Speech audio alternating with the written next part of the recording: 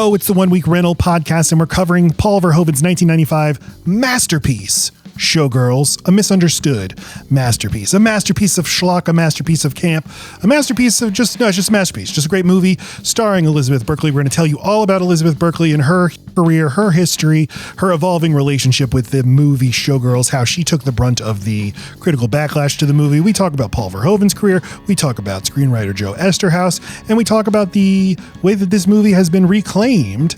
And now people are coming around and realize it's the great American movie. It's the movie for our times. Then Laci and I break down the movie, break it down in very, very fine detail. And we love this movie. We're here to celebrate this movie. If you're only here for the movie discussion, the review, the analysis portion of the episode, look on screen for the timestamp and skip past the history stuff. Skip right to the discussion of Showgirls.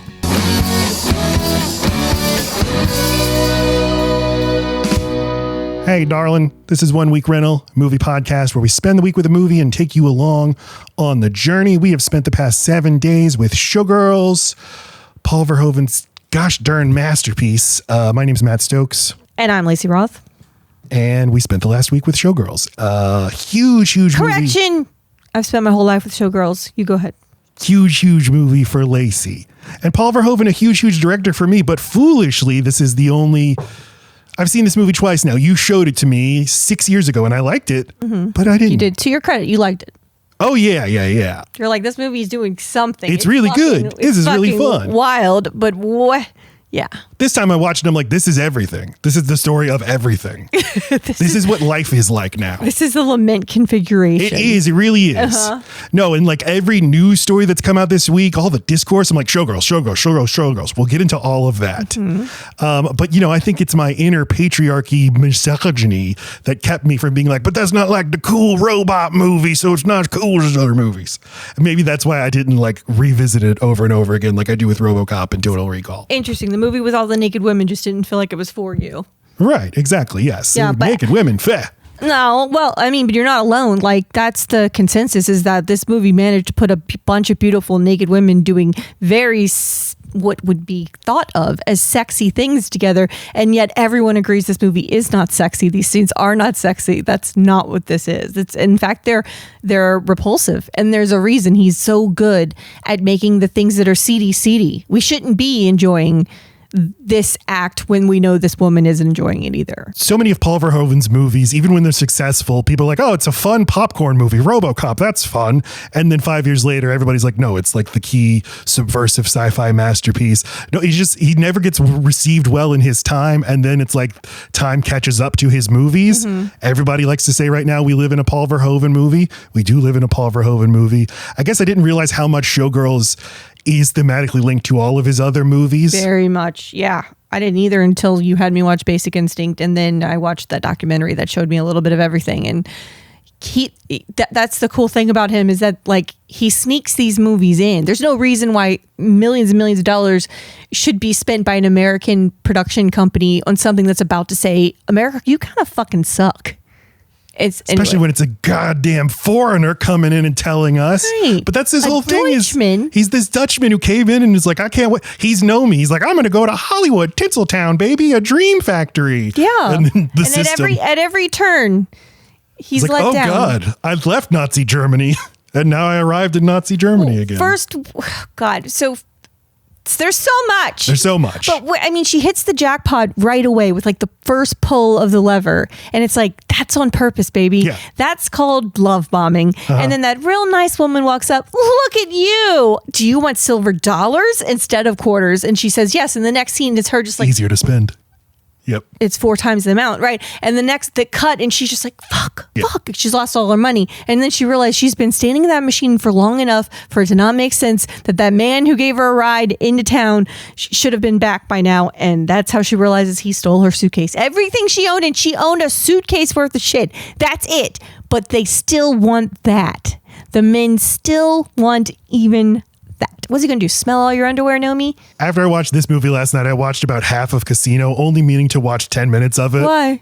Why Because Casino? it also came out in 1995. It's also Martin Scorsese's Casino, also a movie about how Las Vegas and casinos, that's a microcosm of America. It's And capitalism on steroids because it's just very fast. Is that the thought? that one is like, this is how we take your money. And then Showgirls is like from the perspective of the person whose money gets taken.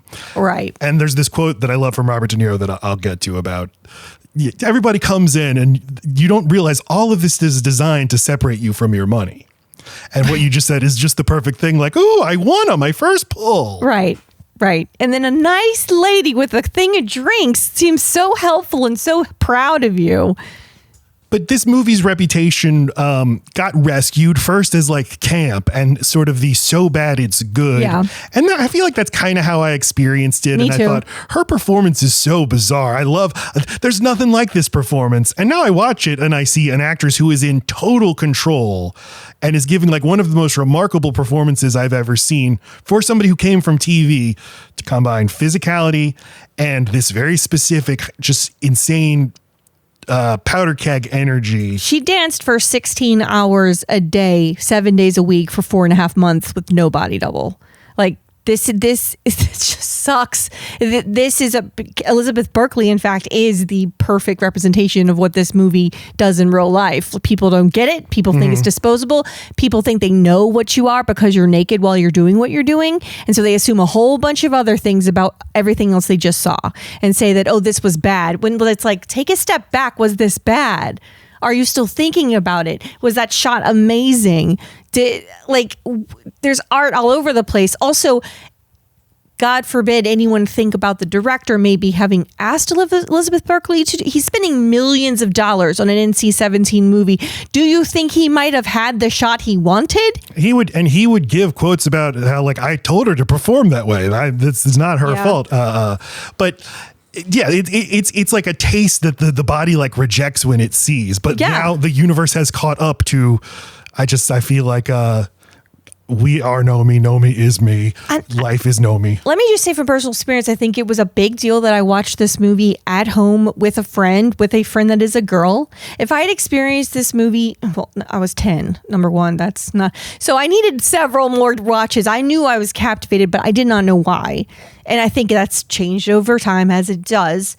But if I'd gone on a date and watched this movie with a boyfriend, I would have been jealous of this movie. Like this movie would have made me feel fucked up. And so I would have felt in competition with Elizabeth Berkley, which is weird and stupid. She's the one being exploited. Her whole life, her fucking story is awful. This Pollyanna, who she really is. And at a moment when someone finally finds out who she actually is and what she went through, she starts getting hit and beaten by a file folder. But because there's boobs, because there's gyrating and crazy sex and orgasms and the mention of cum, all the things, I'm in a theater with other women that I don't know and with guys that I do know. And all of a sudden now I'm mad at Elizabeth Berkley for this. And it's such a weird thing. You need to experience this movie without judgment, without even knowing what it is, maybe, and just watch it by yourself and like process how it makes you feel without worrying about what other people are seeing and thinking, because it can be embarrassing if you're watching it with people.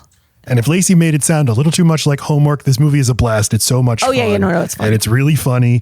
And you might get a little horny while you watch it. What part made you a little horny? I don't know. When she's doing the dance on Kyle MacLachlan in the strip club. Is it because of Kyle MacLachlan? It's because of Kyle MacLachlan. And I just love the cherry pie and the coffee that he loves so much in Twin Peaks. Sure got good coffee here in Twin Peaks. But this is just a movie that I watch and I see a director and an actress who are in total control and are executing exactly what they are going for. And when people see it makes them too uncomfortable to like it doesn't go down right. Well, and this be aware that every actor in this movie at every scene was under the impression that this was a very straightforward drama. They were doing everything dialed up to 11 because they're in a drama. It's not till it's all put together that people are finding it funny because things are uncomfortable or because her acting is so hyped. It doesn't even seem like a person like that could exist. Like she'd pass out after 6 hours of being awake. She's so much. She responds she's so off-putting, yet everyone that meets her puts her at the center of their life. Like she becomes the thing to that she's captivating. I want to advance a reading of the movie later on about how I think she is the perfect dramatization of what it is like to be online right now. If you could, if there's that thought experiment, like imagine everything somebody posts, imagine a person being in real life right in front of you saying the thing. I am all caps right now. And that's what it is. Yeah, she is all caps all the time. Off. Exactly. And so we're going to get to the history segment. We're going to talk about Paul Verhoeven and Joe Eszterhas, the screenwriter. Laci's going to tell us about Elizabeth Berkley and her career and the sort of the fall and rise of the legacy of Showgirls. And talk a little bit about NC-17 rating. Ooh. Coming up on the history Why are they not 18? They did. No, get to it when we get to it.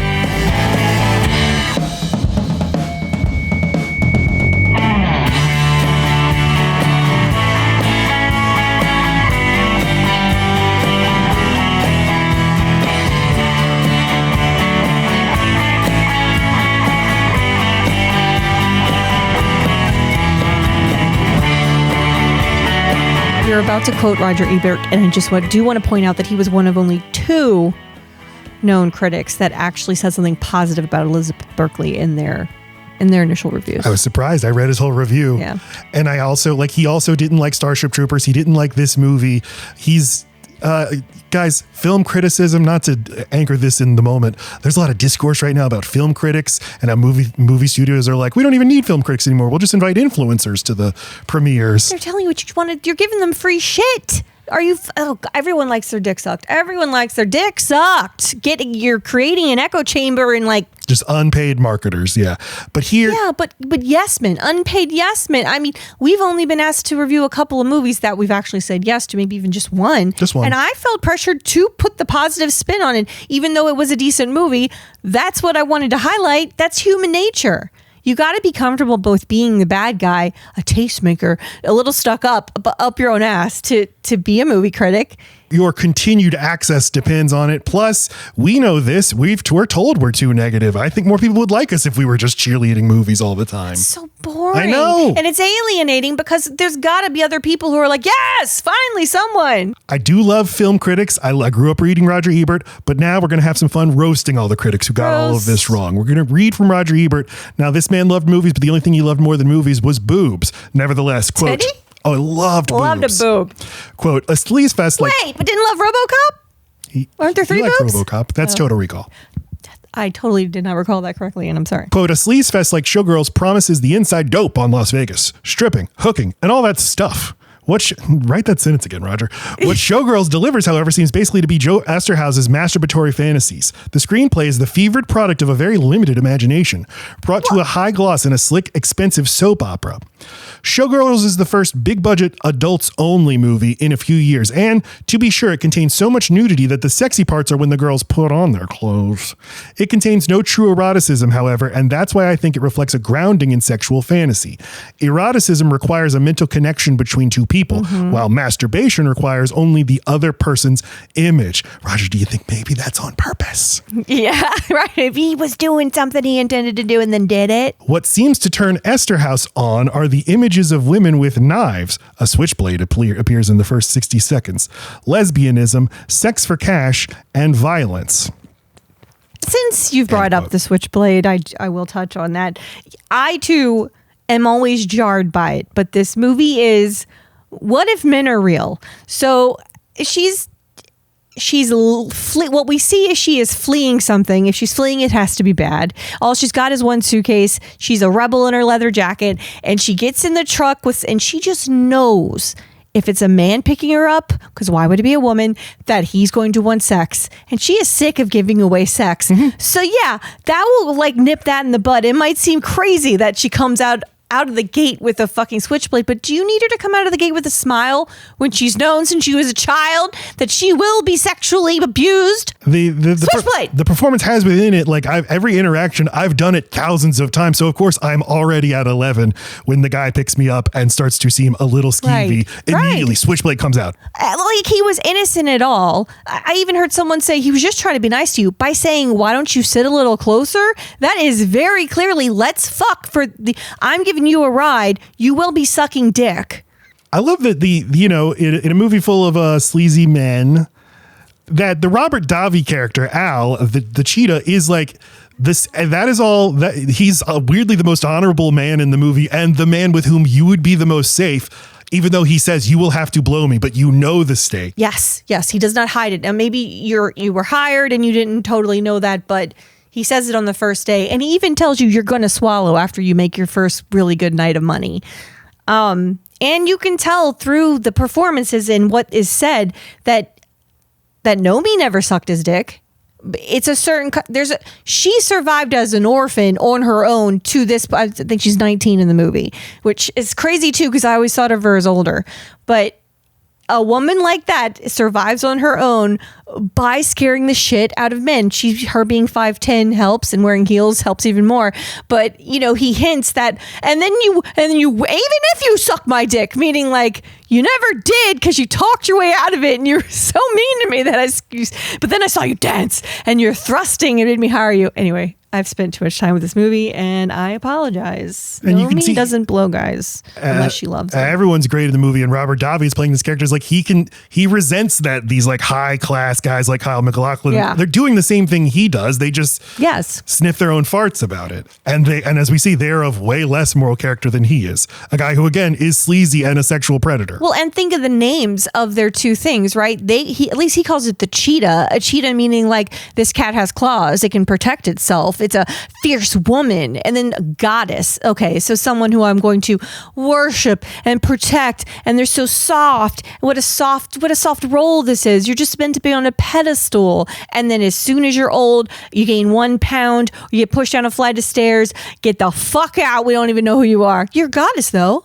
Yeah, because at Cheetahs, there is a role for people who are not young and sexy. Yes. I mean, there's only the one lady who's just doing old-fashioned Hollywood razzle-dazzle. She's right. She's Rodney Dangerfield of exotic dancers. But that Al saw that this is useful. That's Nomi when she's 70 years old. Although I think Nomi's probably the age, or Elizabeth Berkley is the age Henrietta is now, and she does not look like Henrietta. She still looks like Elizabeth Berkley.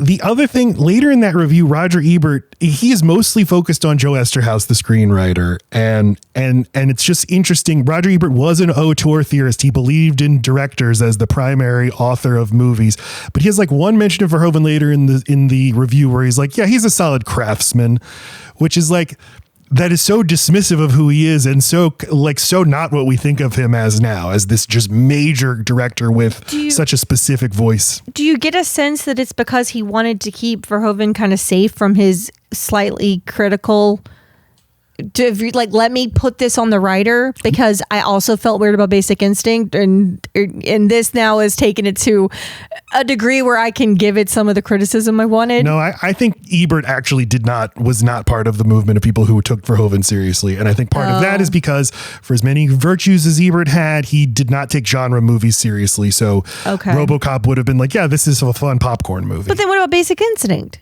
I don't remember what he thought of Basic Instinct. But that's like a thriller for adults. That's something you can praise. It's Pelican Brief without his briefs on. Right.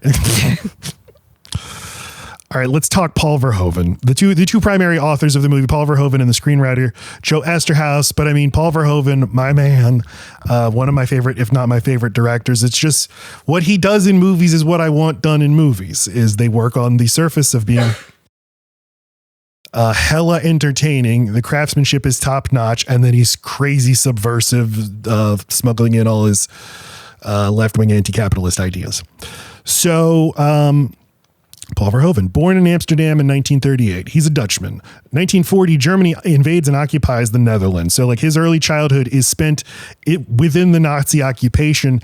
And then, and I think this is big for him, afterwards, Nazism is just still around. It's in the air.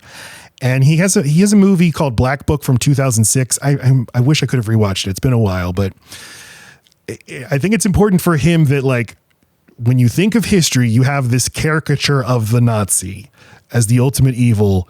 And when you talk about that, that sort of dismisses the idea that it can continue to live on, that a Nazi can be your neighbor or your mom or you. The everyday unconscious bias even toward just, I mean, as, like slavery here. Like we think of a racist person as wearing a pointy hood. When it's like that, no. We all have got a little pointy hood in our DNA. Yes. We've soaked in it for so long. And under the right circumstances, any of us could easily turn into any kind of evil person from history. So he is obsessed and terrified of the specter of fascism, and he sees it everywhere. But he said that he grew up, they born in Amsterdam, moved to The Hague, very near a German military base that was constantly getting bombed by the Allies. And he said when he was a little kid, he thought it was exciting and cool. Look at all these bombs going off. Oh, so cool. But it, gave him sort of the lifelong fascination with violence, scared of it, but also titillated by it. Starts directing movies in Holland in the 1970s. His breakout was Turkish Delight in 1973, starring Rutger Hauer. He made a lot of movies with Rutger Hauer. Movies like Soldier of Orange, Spetter's The Fourth Man were all hits in Europe. They were acclaimed in America. So then he moved on over to Hollywood and made his first English language movie in 1985 called Flesh and Blood, and immediately faced studio interference. Pushed around and the movie not taken away from him, but he's told what to make this movie and it totally doesn't align with his vision, and he vows never to compromise on a movie again. This movie was a box office bomb, but he gets right to work on his next movie, RoboCop, which turns out to be a huge hit and the platonic ideal of a Verhoeven movie, crowd-pleasing action blockbuster that's also extremely funny and very, very violent and very, very subversive. But it's kind of it's the kind of movie that can appeal to the dumbest person in the crowd and the smartest person in the crowd, and you can easily miss all this. Not in RoboCop. It's very hard to miss the social commentary in RoboCop, but I don't know. Dumb people are like, well, there needs to be a good guy and a bad guy. And, there's a blue team and a red team. And sometimes I didn't grow up with neither of them. So you just got to tell me who to root for. And then I'm like, go red, go blue, whichever one you tell me. So as a dumb person, as long as there's a clear good guy, clear bad guy. Yeah, good guy. There's just things like there's news broadcasts that are sprinkled throughout the movie that get increasingly insane. After the success of RoboCop, Arnold Schwarzenegger hires him to direct Total Recall, an adaptation of a Philip K. Dick short story. We praised Arnold Schwarzenegger in the past for being willing to hire directors. I mean, in his capacity as the producer of the movie and the big star, he can bring on whoever he wants, and he chooses Paul Verhoeven and then lets Paul Verhoeven direct him how he wants, however he wants. Mm-hmm. And this is a huge movie that, again, doesn't compromise on the violence or the satire or the social commentary. And so Verhoeven's now like a bona fide A-list director. But again, in that Ebert review, he's like, yeah, he's a solid craftsman. Basic Instinct is the biggest hit of his career, makes $353 million worldwide. This is like a Star Wars level hit for an erotic murder mystery. What was it made for? Like $50 million, something like that. But yeah, it's like it plays like an Avengers movie. Like we used to be a real country where movies like this would be huge. But this is the movie where he meets up with Joe Eszterhas. Mm-hmm. And you had never seen Basic Instinct until this week. It was not. I don't know what I thought it was. It was not that. I did end up giving it a 4 on Letterboxd though, because there's so much there. Why is it making me feel like this? You were reacting so big to things. Why is everything so jarring? What the twists in the just tell me what the twists are so I can process the other shit. I think that it's a neo-noir. Yeah. That it's supposed to be who done it this way and that way and the cops and they can't figure it out. Hey, that distracted me from the broader message, and that needed to sink in more. Yeah, because you assume this is just like Fatal Attraction or something. Right. That's what I thought. I thought it was just Roxy the whole time, or whatever. Is that her name? The other blonde. Yeah. Right. Then that was distracted because I was like, where are the clues? It's like, that's not really this movie. Yeah, this movie is like, what if women like sex? Yeah. And talked about coming and don't want to be saved and are kind of repulsed by the indication that they should be settling down. They're independently wealthy. What if women were independently wealthy and didn't need a man for security and to settle down? What would that be like? Oh, a woman of leisure that fucks, that does whatever she wants, that goes to clubs, that has girlfriends, that does drugs, that can do all kinds of things because she's not being oppressed by whatever the husband says goes, and he's making all the money. That's what this movie is. If you think of it as a woman free from needing the say-so of any other person, including men, that's why she surrounds herself with women, right? Those are her friends, that she would defend to the death anyone who tried to compromise that. Don't get in my life and make me need to take your opinions seriously.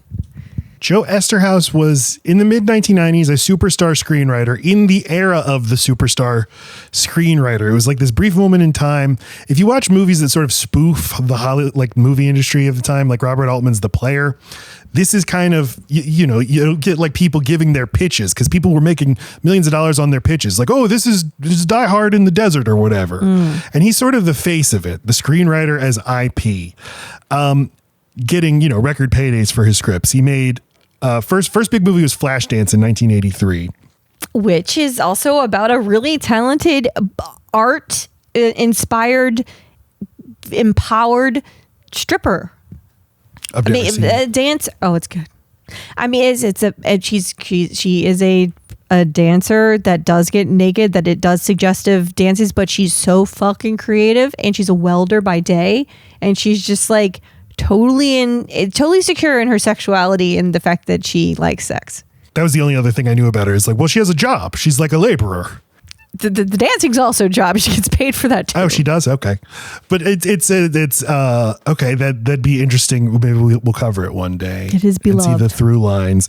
Jagged Edge in 1985. Big Shots in 1987. Well, pausies. Is that Rupert Everett? No. Who is that man? That's Jeff Bridges.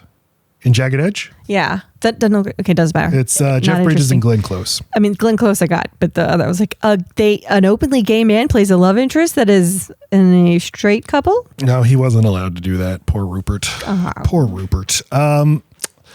Yeah, Basic Instinct, he gets a $3 million payday for that, $2 million for Showgirls, and he gets a couple more. Doesn't feel like enough. I know. At the time it was. Jade and One Night Stand, he makes a lot of money for these movies. These movies are kind of forgotten, and then it's kind of over for him. But so he works with Verhoeven on Basic Instinct, but they do not have a good working relationship, and Verhoeven wants to make all of these changes to the script, and it causes Eszterhas to leave the movie, and Verhoeven keeps rewriting it and then brings on a new screenwriter, and then eventually decides he just likes the original script by Eszterhas and goes back to it. Oh, well, I do know that they severed their ties after Showgirls just because the way it was received initially was just hard. It didn't give them a ton of confidence. Let's keep going. People get this. And Verhoeven was very unhappy with the fact that he made his name in Hollywood making sci-fi spectacle, and tried doing just regular people, or just, if a movie without robots and laser guns and stuff, one of them flops and Hollywood says you're only allowed to make genre movies now. So he makes Starship Troopers and Hollow Man after that. No second chances. Verhoeven, going to read here, he told Rolling Stone in 2015, and as always, all of our sources, there are links in the description. We cite all of our sources. We're very careful about that here on One Week Rental. Quote, Joe Eszterhas and I first began talking about Showgirls around 1991 or 1992. We'd had some problems on Basic Instinct with the script and all that, and had a falling out. But then, because of Basic Instinct's success, he changed his mind. So after a year of animosity, we had a pleasant lunch at the Ivy in Los Angeles, and he presented me with a couple of ideas for another film to work on together, one of which was Showgirls. The idea was to make a film that was situated in the world of Vegas, where the protagonist would be a girl who basically just starts with lap dancing and then comes into the big casino shows. That was the original idea. End quote.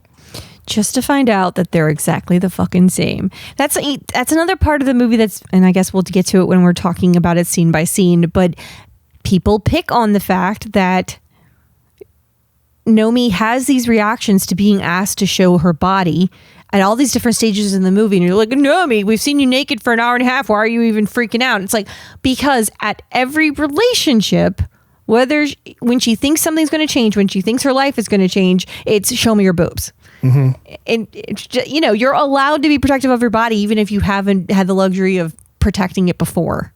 When that happens, when the show directors, all right, now show me your tits, and you can see on Berkeley's face that she is taken aback by this. That is all deliberate. You're supposed to be like, all three of the girls have that face. My instant reaction is like, oh, come on. I've seen your boobers already, baby. But then, it's like, but now why shouldn't she feel that way? I'm here because I'm a professional dancer with skills that your average exotic dancer does not have. I've been asked to come here based on that talent, and you're so casual. Show me your tits. Now I have a question. Do these booby shows exist? Yeah, these are Showgirls. This is really how Showgirls shows are. Mm-hmm. They have their tits out? Full frontal sometimes. Really? Can we go to one? No. Why not? Because you want to. You go by yourself. You're being weird about it. I want you to go with me. Okay, fine. As long as it's a giant dick show we go to that'd afterward. Be fun too. Okay. No, well, why can't they be the same show?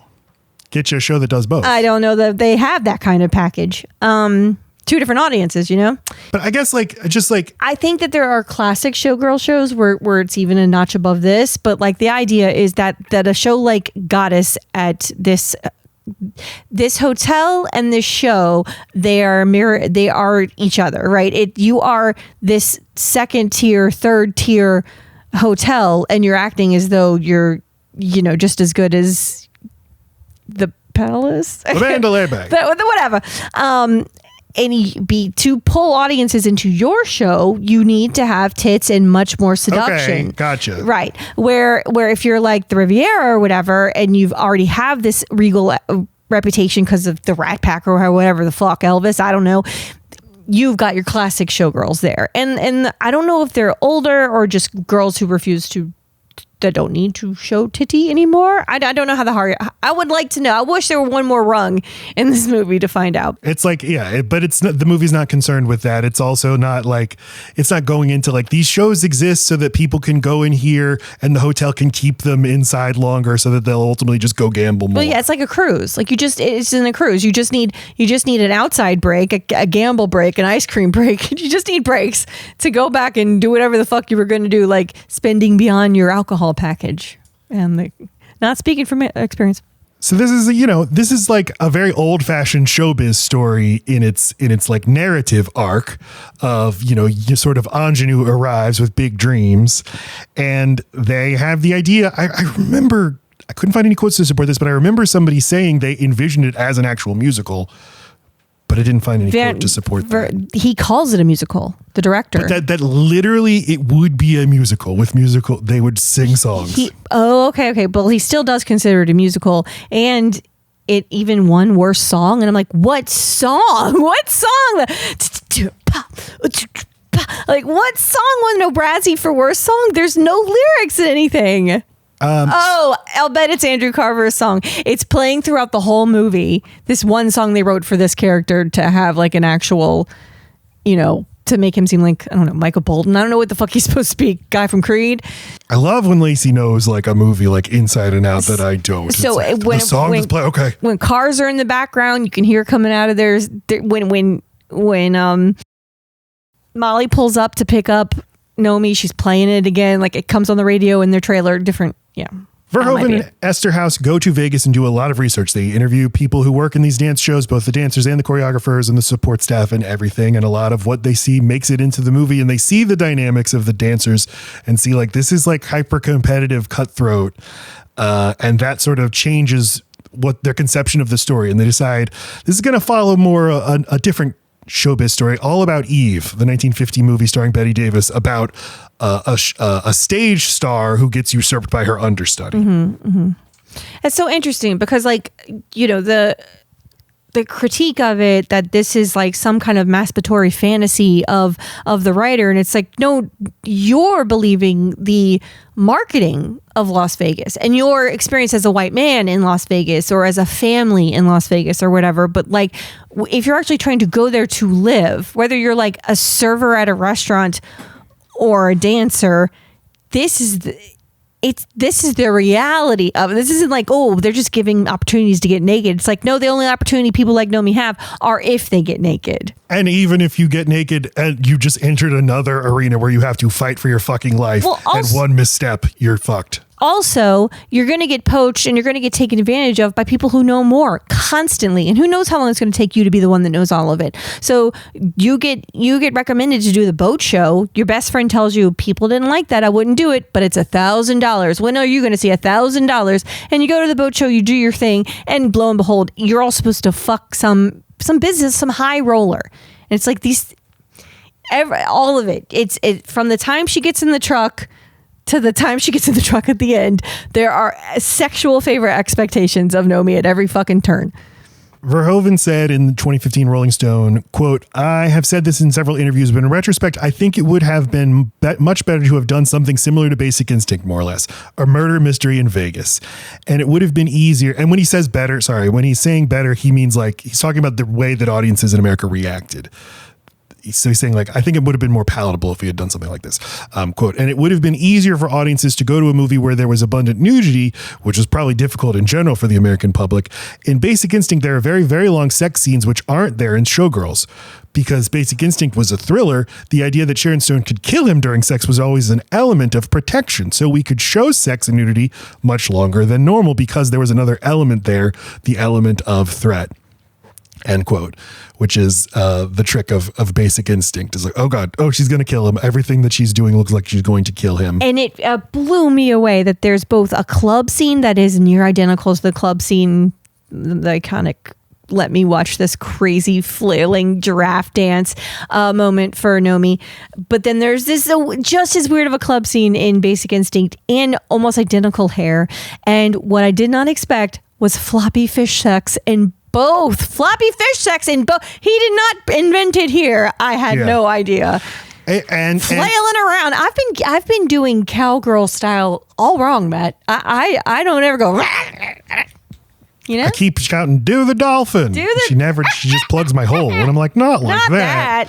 Not breathe underwater. And when we eventually cover RoboCop, you'll see like violence is kind of the same way. Like the way he shows violence is not in a realistic way, but in a way that just like signals to your brain that is very gory and violent. It's kind of hard to explain. It's like it's almost like a parody of itself. Like sex in this movie in Basic Instinct is like a exaggerated parody of sex, and violence is a parody of violence. But it's like how a horror movie has to use ghosts or jump scares to make you scared of an alcoholic father.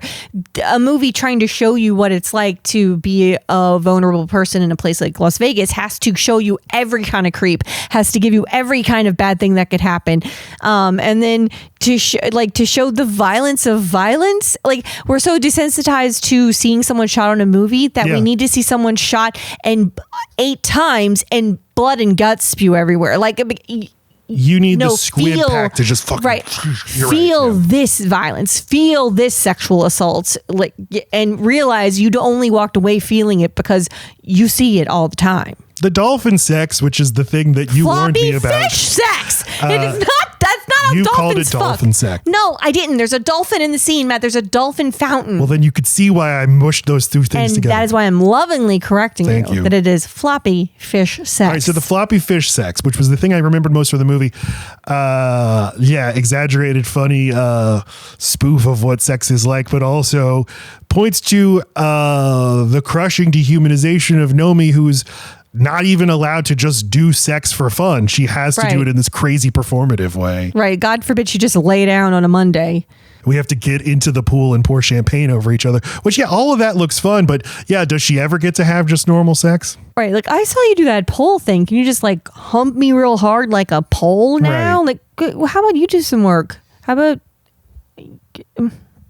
go down on me maybe? Verhoeven, think anyone's ever gone down on her? I bet not. I bet not. Well, Nomi, maybe a woman. Verhoeven, not Nomi. Paul Verhoeven,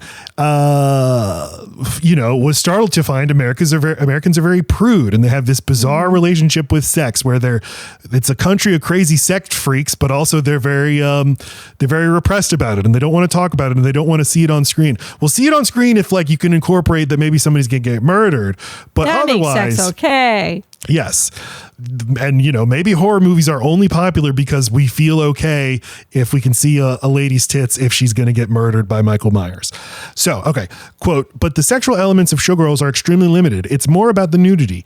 If you make a story about a lap dancer who becomes a showgirl, I think nudity is obligatory. It followed the storyline. But I wouldn't call that sexual. I would say Showgirls is more anti-erotic than erotic. It absolutely is. And they go out of your way to show the sweat. Like the real, like after Nomi gets off a stage at the Cheetah and after dancing in the show, she is pouring with sweat. This woman just did labor.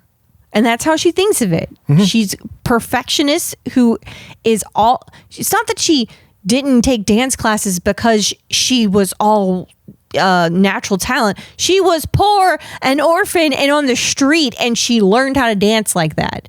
Put some respect on Nomi Malone.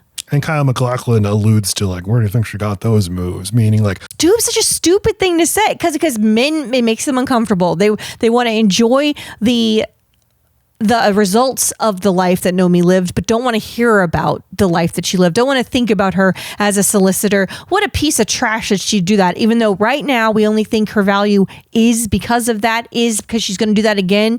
But we're repulsed that she ever did it before. Right. It's such a trope. And there's sort of be a virgin, Nomi.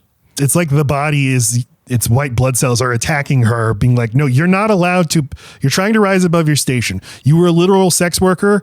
Here you're going to do a different version of sex work, but we're going to spit you out because we don't like the fact that you used to be that. You're sullying our good name. We had Crystal Connors.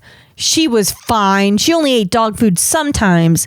Now you ate dog food and we're an orphan. Sick. An orphan whose dad killed her mom and killed himself. A tragic orphan at the Riviera. No, I forget the name of the Stardust. The Stardust. Thank you. So yeah, it's definitely anti-erotic, but I think that the movie is so fixated on artifice, and that's what Las Vegas is. It's I can go see the fake Statue of Liberty and the fake Eiffel Tower. The fake Cher, because she's so done by the time she gets to Vegas to perform Cher. Or artists, Britney Spears, right? Yeah. The washed up this. Then the tired this. The fake Elvis, not the impersonators.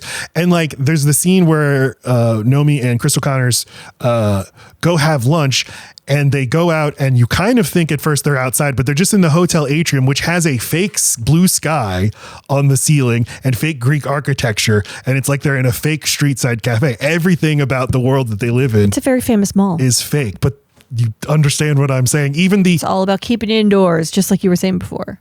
Everything is artifice. Even all the Christmas tree imagery is like the Christmas tree is itself a signifier of a sort of imagined pastoral past. We all gather around the hearth. In fact, it's not even real Christmas trees. It's like they paste up pictures of Christmas trees on the walls. What are you talking about? That the movies as its subject has artifice as its subject. I got and that. And it's in the set decoration everywhere you look for it. I find the holiday reference stuff in the movie so interesting because, and it probably points to the edge of what you're saying, which is that Las Vegas does everything it can to keep you inside. So it's only like when Nomi steps out of the working world that she's in that there's little hints of a holiday going. So she's outside and you can hear somebody saying trick or treat or some kind of, smell my feet. People are singing the trick or treat, smell my feet song.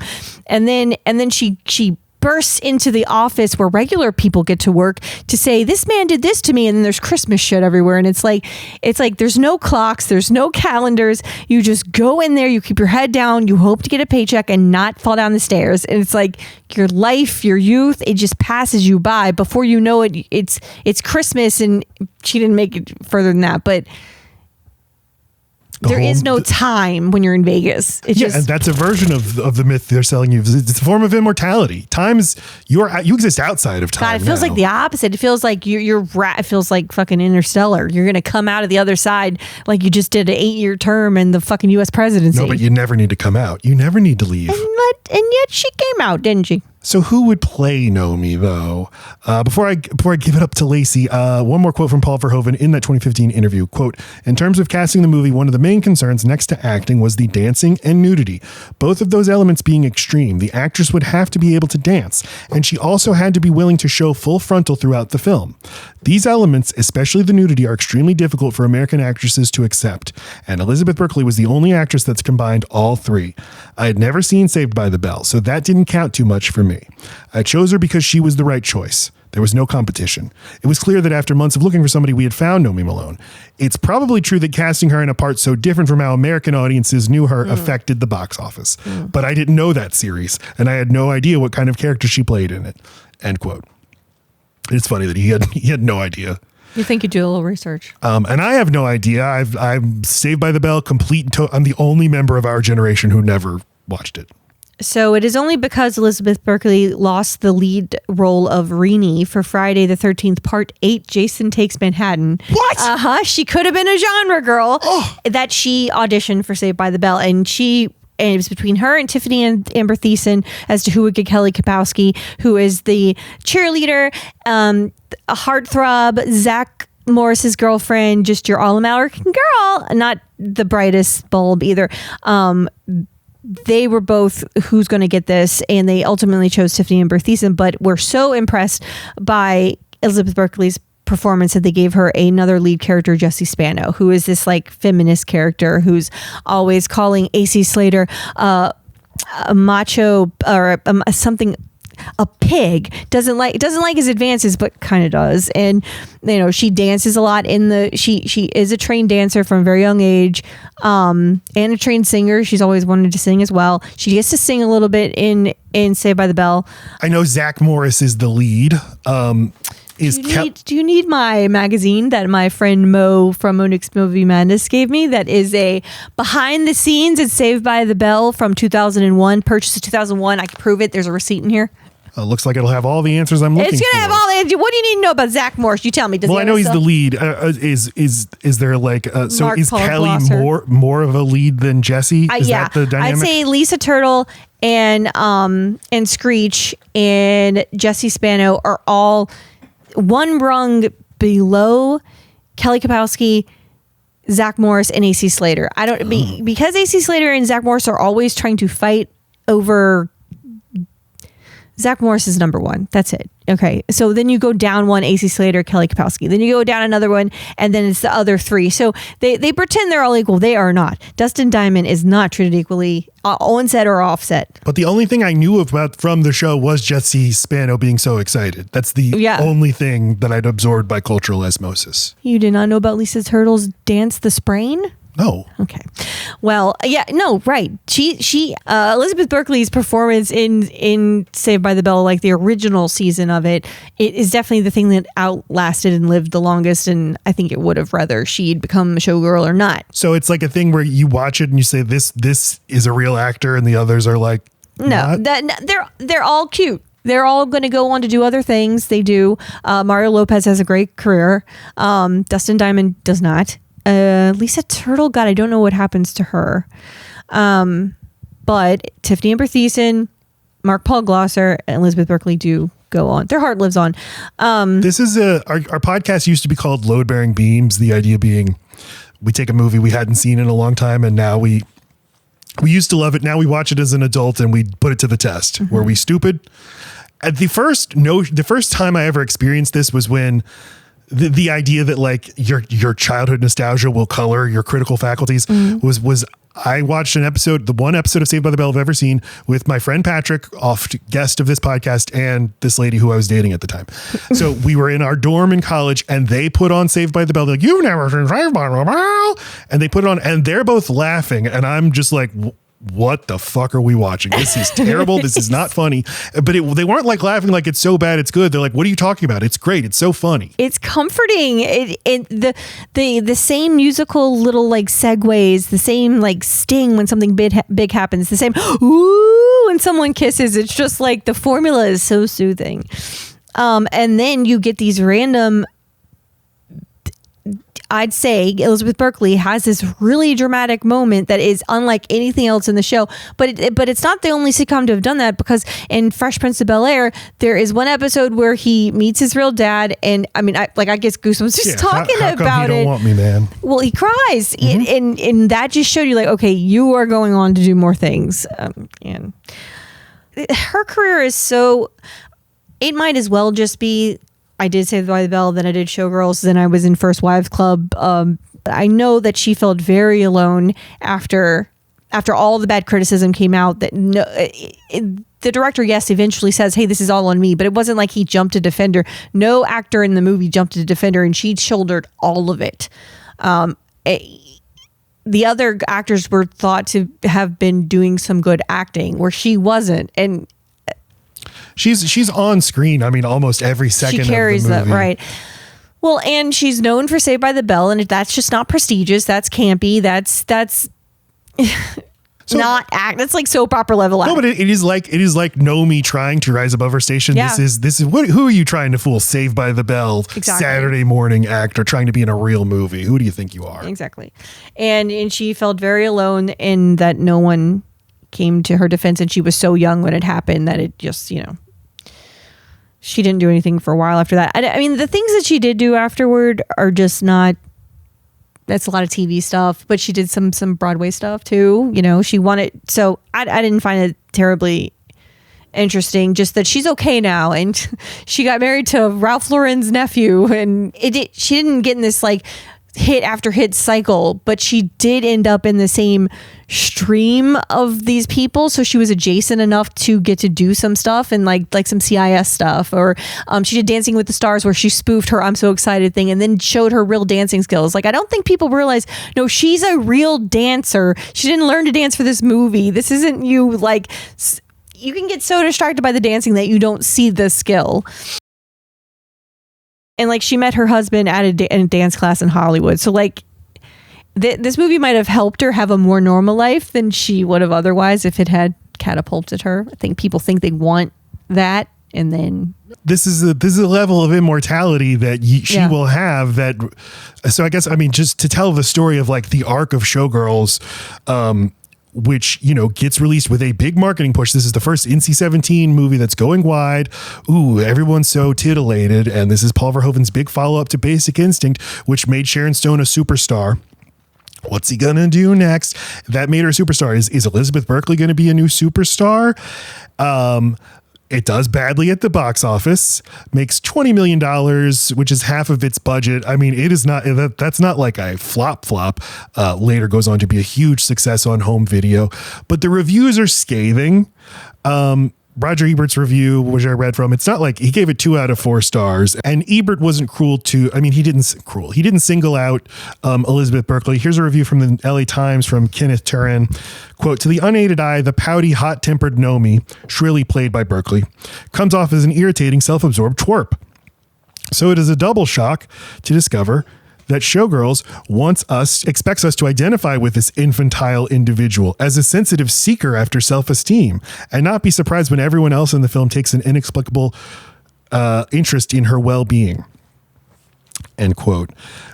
And like, yeah, you're allowed to criticize actors and actresses, but like you said, this was her first movie. She's coming from this sitcom world. She's in every second of the movie. She is naked and almost like kind of like Monica Lewinsky around the same time. Everybody licensed to pile on this very, very young woman as a sexualized object. 1995 was not the best year for doing badly while naked as a woman. I mean, this is a special performance. This is an Oscar. I mean, Oscars aren't good, but this is a legendary performance, I think, that is in total control of what she's trying to do. Absolutely. And it lives on in so many special ways. The Peaches Christ, the drag star, does a midnight mass show that features different kinds of ways to show Showgirls. They different drag queens act out different parts. Each night's a little bit different. They focus on different parts of the movie. And then at the end, everyone who bought a large popcorn gets a free lap dance from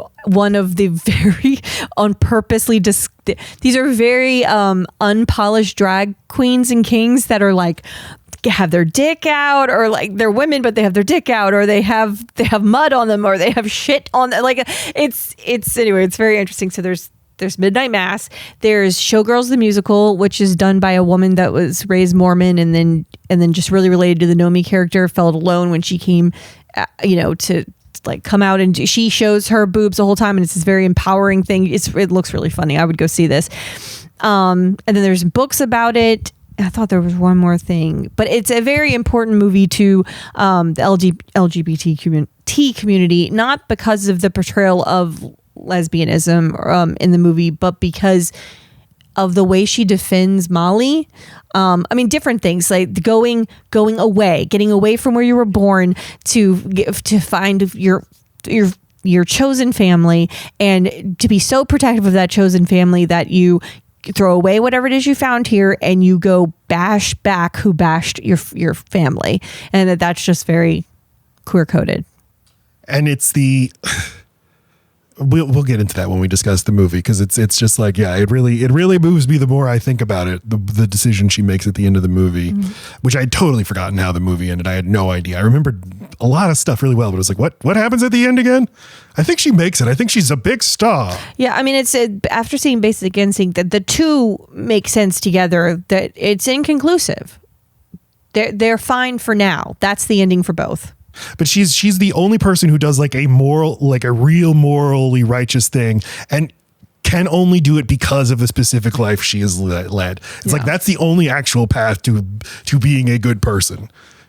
If you live a life of comfort, you're basically going to be self-perpetuating, defending the system. Like Kyle MacLachlan, I'm going to pose as a nice guy, but I'm ultimately going to do what's in the interest of family. We're all part of a team here. And so the queer community really reclaims the movie first.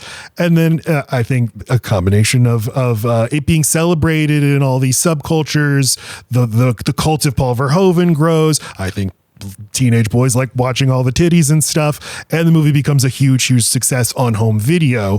And then Elizabeth Berkley eventually herself comes to really embrace it and appears at screenings. We'll introduce it. There's this great video of her introducing it at the Hollywood Forever Cemetery. That was like the first time she'd gotten. That's the first time she got to do a screening in front of a crowd, and to give her the actual accolades that she deserved. It was her only positive experience doing a screening of the movie, which just touched me.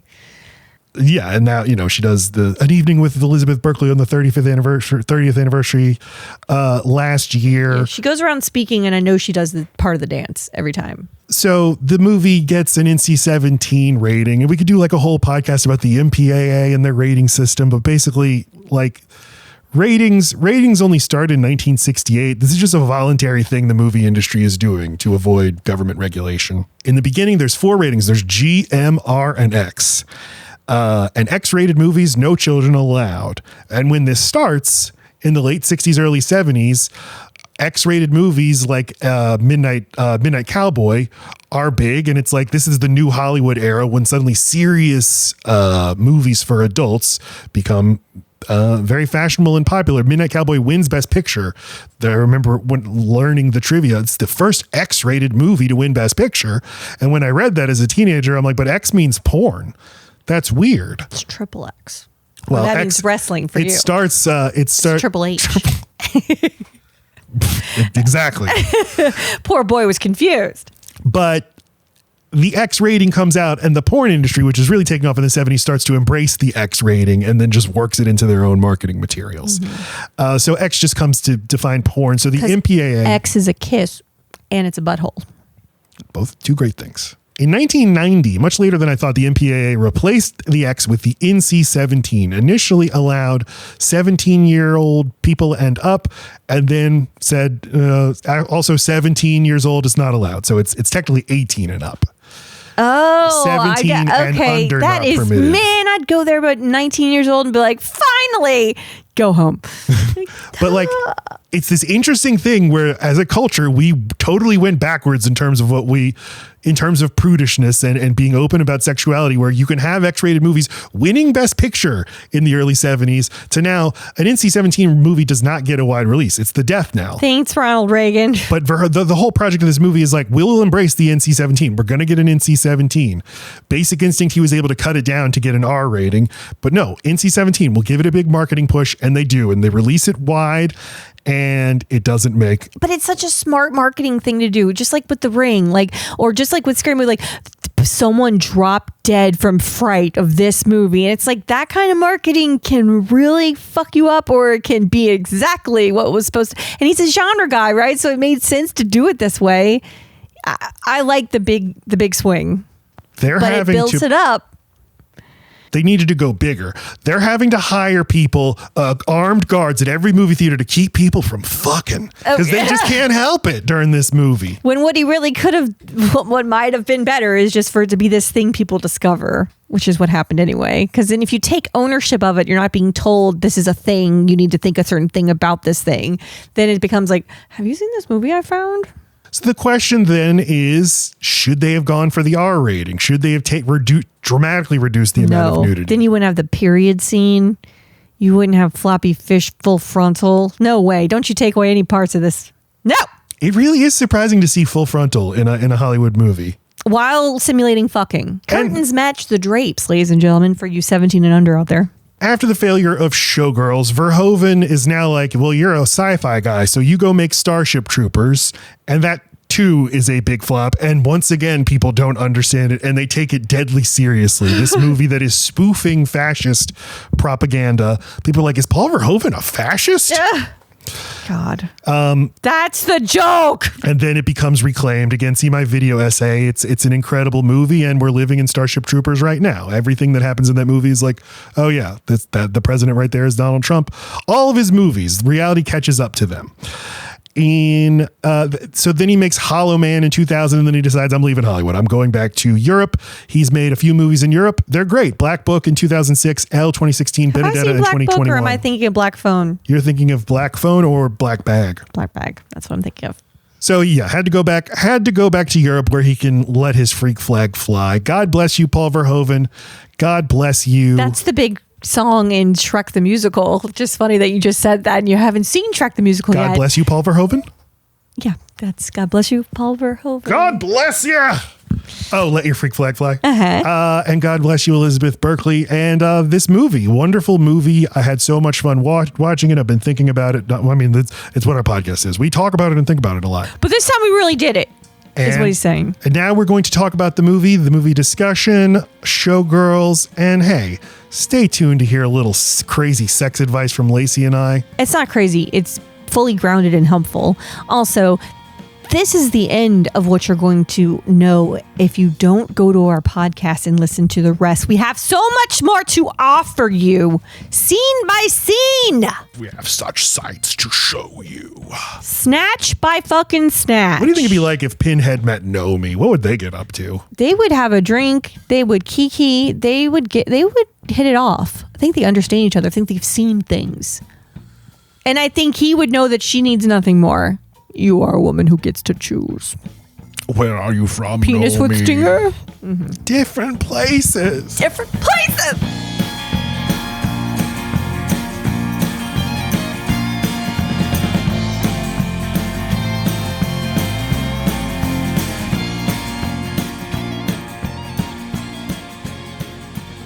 This movie is a Western when you think about it. Sure. Because she's a cowboy. We first see her, she's got the tassels.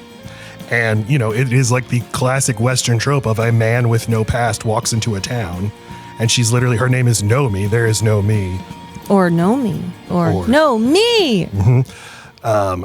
But Nomi is just one letter away from name. And she's just the American going out west to make her fortune. That's what makes America America. That's why America has this sort of casino mentality of I'm going to beat everybody else and make my fortune rather than see other Americans as my brothers and sisters who we can all work together to build something good. And Vegas is the last stop until you drop off the end of the world, because you only have Los Angeles after this. Like, if you're going to keep going west, this is your second to last chance to reinvent yourself. You've only got one more chance. And I like that the movie ends with like a Showgirls 2, maybe? Mid credits, she's with Thanos in Hollywood, and she's assembling the Infinity Stones. Why? That's what's coming down in Showgirls 2. Oh, because that's the only way to get the Showgirls vehicle off the ground. You got to wrap it in some Avengers.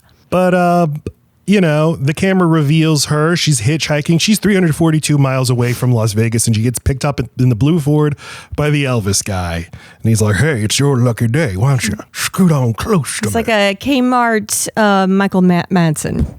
Oh, yeah? Wouldn't you say? That's what he looks like? He does kind of look like Michael Madsen. They both look like Elvis impersonators to me. Oh, interesting. They're both going for that look, that aesthetic. I mean, obviously, this guy is literally supposed to be that. Her jeans are weird. Her jacket's weird. Her shirt's weird. Why does she have such a big bag? What's in it? Why is it so important to her? All of it. And then she's just he's out of the gate gross, but you are a person in the mid 90s hitchhiking. So like by now we know that's the kind of people that pull over. But what are her options? She needs a free ride, and she needs to use her sexuality to get that ride. So she needs to make, it's like when you get into prison, you punch the biggest guy. Mm-hmm. And that's what she's doing. And just immediately, every interaction, she escalates to 11, pulls out the switchblade. Yeah, and then he does what guys, hey, chill, man. Whoa. Sorry for trying to do somebody a favor. Oh my God, I'm so sorry. I implied that you would owe me sex for this favor. Jeez.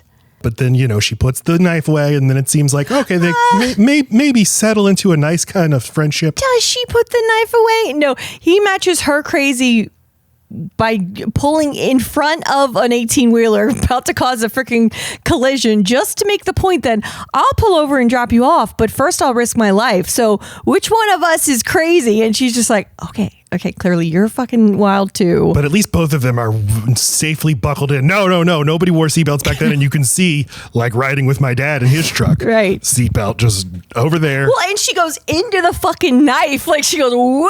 Like she would have stuck herself. But, these two guys, these two, they have a past, and their paths are crossing, and he's about to go do his con, and she's about to go live her dream.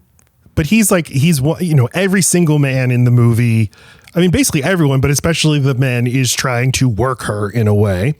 Yeah. This is one of those guys like Al, like Robert Davi, who she knows the score with, and she sort of knows how to negotiate this. It's just that she does get swindled by him.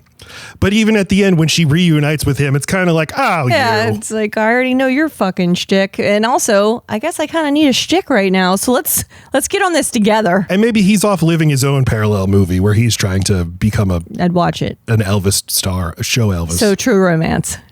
Don't remember True Romance. Okay. I don't remember that movie. I'm Christian said Slater. You don't remember it. That's exactly the movie.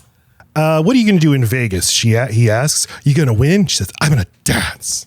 No one takes her seriously, Matt, and you are just another man that doesn't get it. I don't get it. It's true. You don't get dancing? No, I don't. I'm like Paul. I don't get guitar. I know you don't. It's okay. We make it work somehow. What's not to get? I understand why someone would want to play a musical instrument. You don't understand why someone would want to move their body since you can't fathom doing it. Right. You can't even get on the floor. No, what do you mean by don't understand? Of course I get the appeal. What I'm not good at is looking at a dance and assessing whether it's good or not, or whether it's funny or not. Because I think Paul Verhoeven might agree with me, because he has two very extreme, crazy dance sequences in nightclubs. And I think this is sort of just like, I'm kind of a middle-aged man, and I'm looking at young people dancing, and they look like aliens to me. Okay. I think that's why it's in both movies. But except in Basic Instinct, Michael Douglas is like 49 years old and trying to fit in with the young people. Wearing his little shirt that's not hip at all, but it's not a cop shirt. Yeah. And he just, hey, yeah, I can do sex in bathrooms. And that's how I feel. That's how I feel. You're when I even see wearing the dancing. same shirt as Michael Douglas. It's the same style. It's that's a why Henley. I put it on. Yeah. And there is an incredible moment in Richard Jewell, Clint Eastwood's Richard Jewell, and he directed that movie when he was probably in his late 80s. And it's set in 1996 at the Atlanta Olympics.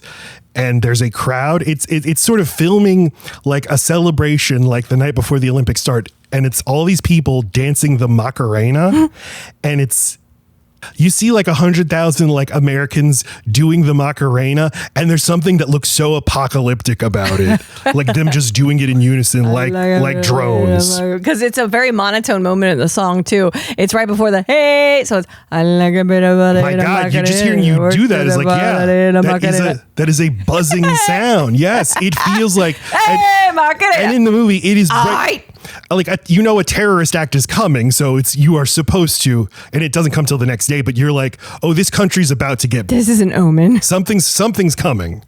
This is the end of history shit. So I think there's men who look at dancing and are like, I don't get it. That's my point. So they're gonna go to Vegas.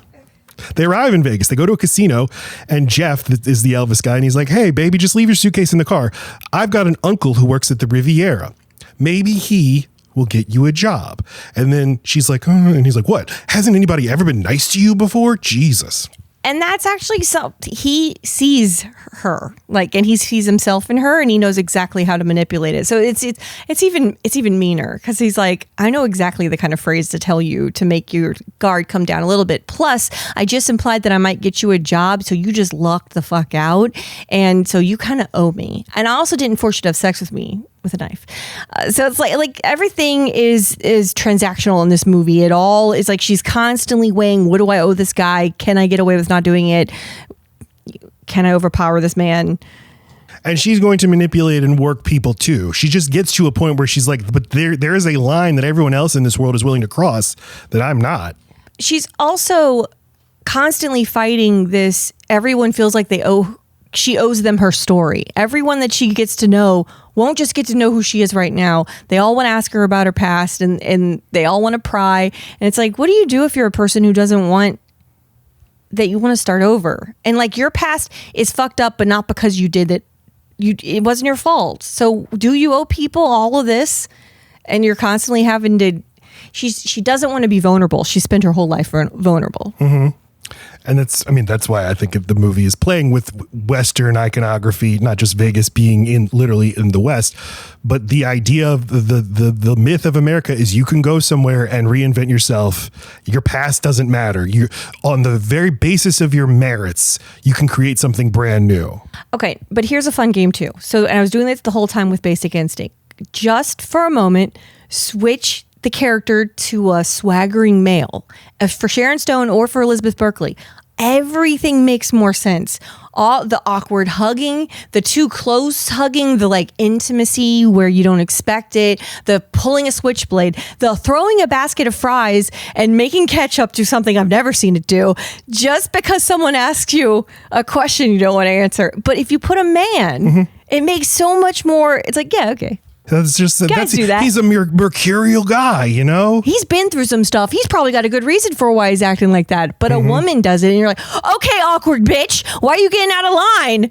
Right. And that's why I think the cowboy imagery is deliberate. It's taking a traditionally masculine trope and putting a woman in it. She even solves just the dilemma boots in the end by kicking a man with extreme violence with cowboy boots. Or maybe she's not wearing cowboy boots at that point. But yeah, putting this woman into a typically a male role. And she suffered dearly for it. Gets to the casino and he's like, here's $10. Why don't you go play the slot machines? And as you said in our history segment, she instantly wins. And that's, of course, what happens to you when you go to the casino. She's throwing the quarters. Like, she's already being, she's not the most careful person. She hasn't had a lot of access to money. And when she does get money of any kind of like lump sum, she instantly spends it. So she's throwing the quarters in the air. No one's ever done this. Attracts the attention of the whitey who's now going to like cut her money into fourths basically by giving her silver dollars. But then she gets the chunk of money for the terrible lap dance, buys herself a Versace dress, like she plays it. She plays by the cowboy's way. She's like, I might only live today. I might as well throw some quarters around. Oh, that's the only thing that I forgot to mention. Think of Deadwood. Any the town, the American Western town, the first thing you build is a brothel. For sure. So it's like, they're putting the two together. It's like, what if the person responsible for fucking were also in charge? You know, what if it were her idea? What if you get the sex she says you get, and then she's still not in a vulnerable situation? You're going to pay her. You're going to treat her right. You know, like, it's like she's trying. It's fucking with our heads, because we're like, you can't have it both ways. You can't use sex for money and then also have power. Like, it shouldn't blow our minds. But why not? Why not someone who's fucking amazing at sex? We saw what she can do. Why shouldn't she get top dollar and be proud of it? It doesn't make sense. And you can't show your boobs professionally and then take umbrage when somebody later asks to see your boobs. Who are you? Except for that, hey, just because I can graphic design doesn't mean I'm going to make you a logo when you ask for one. Fuck you. These are my money makers. Pay to see them. We love to gamble. We love the casinos. We love the slot machines. Well, we go to lose. My God, it must have taken when they realized, hey, let's stop giving people physical money and you can just put it all on a card. It worked for Chuck E. Cheese. It must have taken so fucking long to lose all your money if you're just you have to manually put in a quarter and pull the thing. And now you just go to the slot machine, just and it's gone. You're shaking our devices, honey. Just like a dipping bird, just pressing the button, and it's gone. And it's gone. So, loses all her money. And then and as soon as all of her money's gone, a strange man pops up and he's like, lose all your money, sweetheart. You want to earn it back. Yeah. There's always some You're going to have to sell it eventually. Yes. Like, don't dare be hot. You know, like, I mean, I know it's worse to not be attractive and to get overlooked and all these things, but it's also less dangerous when you're a 5'10" person in heels who looks like that, who dares to have her cleavage out. Like, you are asking for it. You will now get assaulted. Expect assault. It's your fault. Her being so tall is another thing that makes her so perfect for the role. She cannot hide. She towers over. There is something safer in being just an average looking person and less tall. So she realizes she has been had and she runs out into the parking lot. Jeff is gone. The truck is gone with her suitcase. And no way it was worth $10 and he gave her $10. So Nomi, you came out the right end of this. I'm glad I don't want to know what's in I don't want to know what's in the suitcase. I have been wondering, like, would it be better if we don't actually learn what has happened to her in her past? We don't learn that much. But we do know she was forced into soliciting, punished for it, and then will be punished her whole life for it without anyone seeing that she was pushed into this by terrible circumstances. Things that if it happened to a man, it'd be like this tragic underdog story. But because it happened to her, she's a piece of shit. Mm-hmm. And it's not about the suitcase. It's about she had an instinct. She felt like she knew what kind of guy this is. And she let her guard down because he was nice to her and said the right. So it's just all she is a person walking around with instinct. She's the only thing that can protect her from dying and parting with her money. And if she failed here, she went against her instinct. Yeah. So that's why she throws up.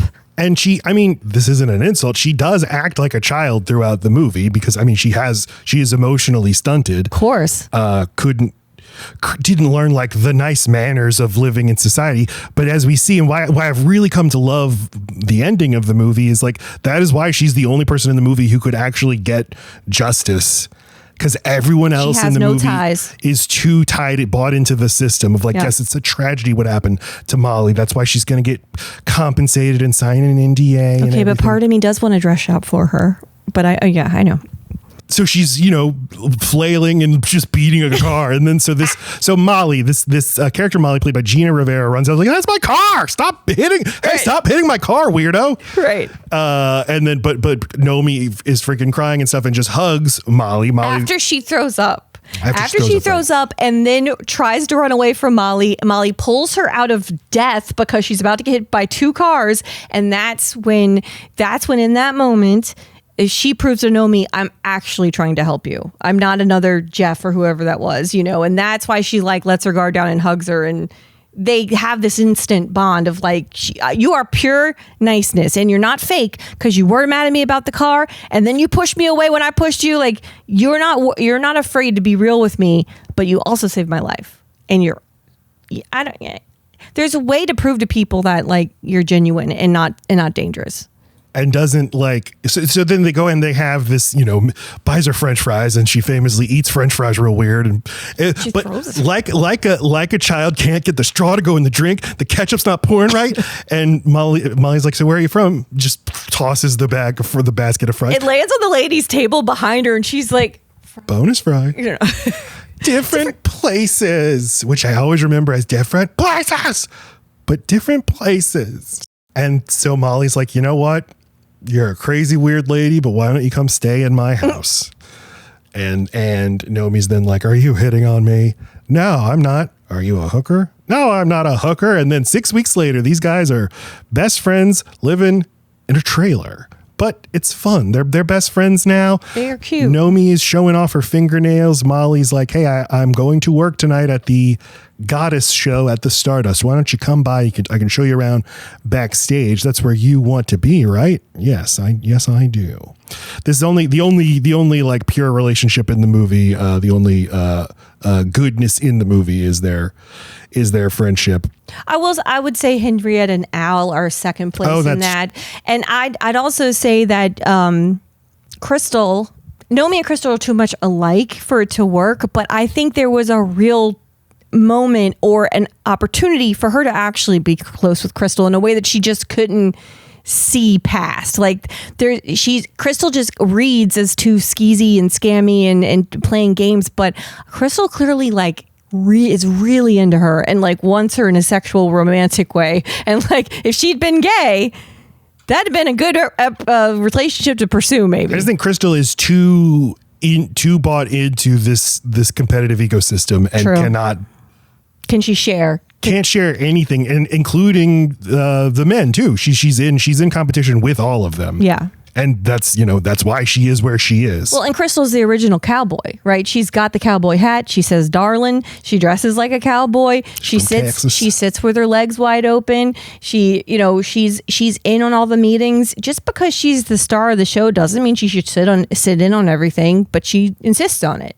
And even though, she says she's a farm girl from Texas, just the fact that she has lawyers means like she comes from like a little bit of a higher class position than Nomi, because she knows like this is a business. I have to protect myself legally. Well, she also knows she also has people, right? She's got roots, things she can talk about. Nomi literally has nothing, including no story, and no know-how or natural skill set to make up a backstory that she'll remember. Like it would have occurred to her by now, but it hasn't. Yeah, I love New York. So where are you from? Question one. But I love when the HR lady's like, what's your social security number? She's like, well, I don't remember, but let me look into that and I'll get back to you. And she has this look like, I nailed it. That was a great line I just had. I'll look into what my social security number is. I'm going to give that a good look. Gina Gershon as Cristal Connors. Our first look at her, the star of the show. Love her. We see the show, and the thing about this is Cristal Connors is the star of the show. And the announcer will tell you, ladies and gentlemen, the Stardust is proud to welcome Miss Cristal Connors, a big star. And she is Gina Gershon, but there's nothing she's doing that every single other person on the stage isn't also doing. In fact, she does less. She's the star because they say she's the star. Well, she's a star because she's got more years than these other people. She's been in more shows. But my question is, other shows where? She said Broadway. She was in Broadway. Oh, okay. That's no, real, I know. So she's got a professionalism. She's got a work ethic.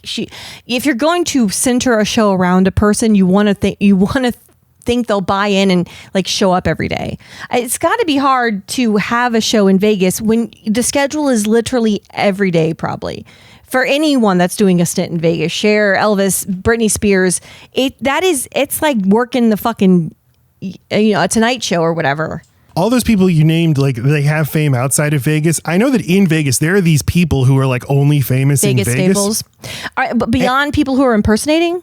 Right. Huh. Yeah. And it's just, they're Vegas famous. They're a big name in that town. Well, I think that what happens in this movie later when they just slot Nomi into this role, who literally has no actual resume to bolster the fact that she's a star, is I think this is Paul Verhoeven saying like, You can just tell anybody anything. Just tell the rubes, this is a big star, Nomi Malone, and everybody's just going to believe it because what the signs are telling me. They're there to eat bad chicken and watch boobs. Like, we're fine. But that's why I say this movie is about America, because I think especially back then, Europeans who came to America would always point out, what's the biggest difference? Advertising. It's everywhere. The marketing.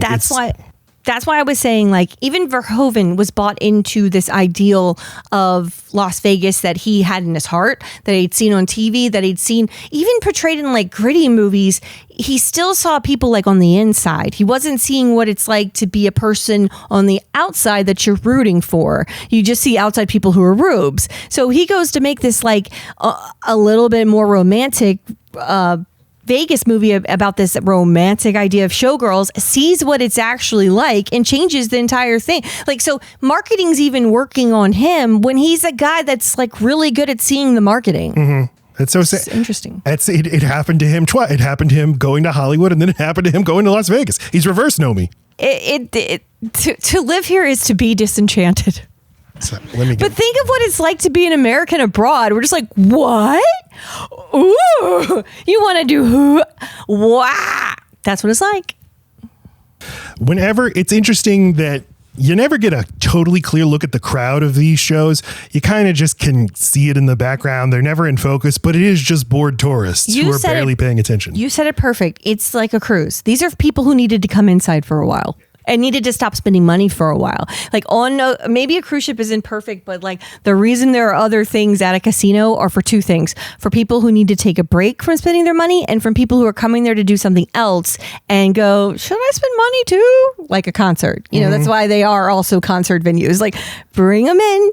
Come on. That's why we work hand in hand. Entertain yourself and then entertain us. Also, oh, hey, I won a bunch of money. Let's all go get a big dinner at the steakhouse inside the casino. So it's just the money just ends up back in the casino anyway. Or they win vouchers instead of, like, you get rewards for sitting in the seat longer, and those rewards are just stuff you can cash in at the actual hotel. It's brilliant. It is brilliant fucking marketing. My aunt, bless her, love her so much, but like she will be rolling in free maybe beep out her name, free vacations for the rest of her life because she's got seat time.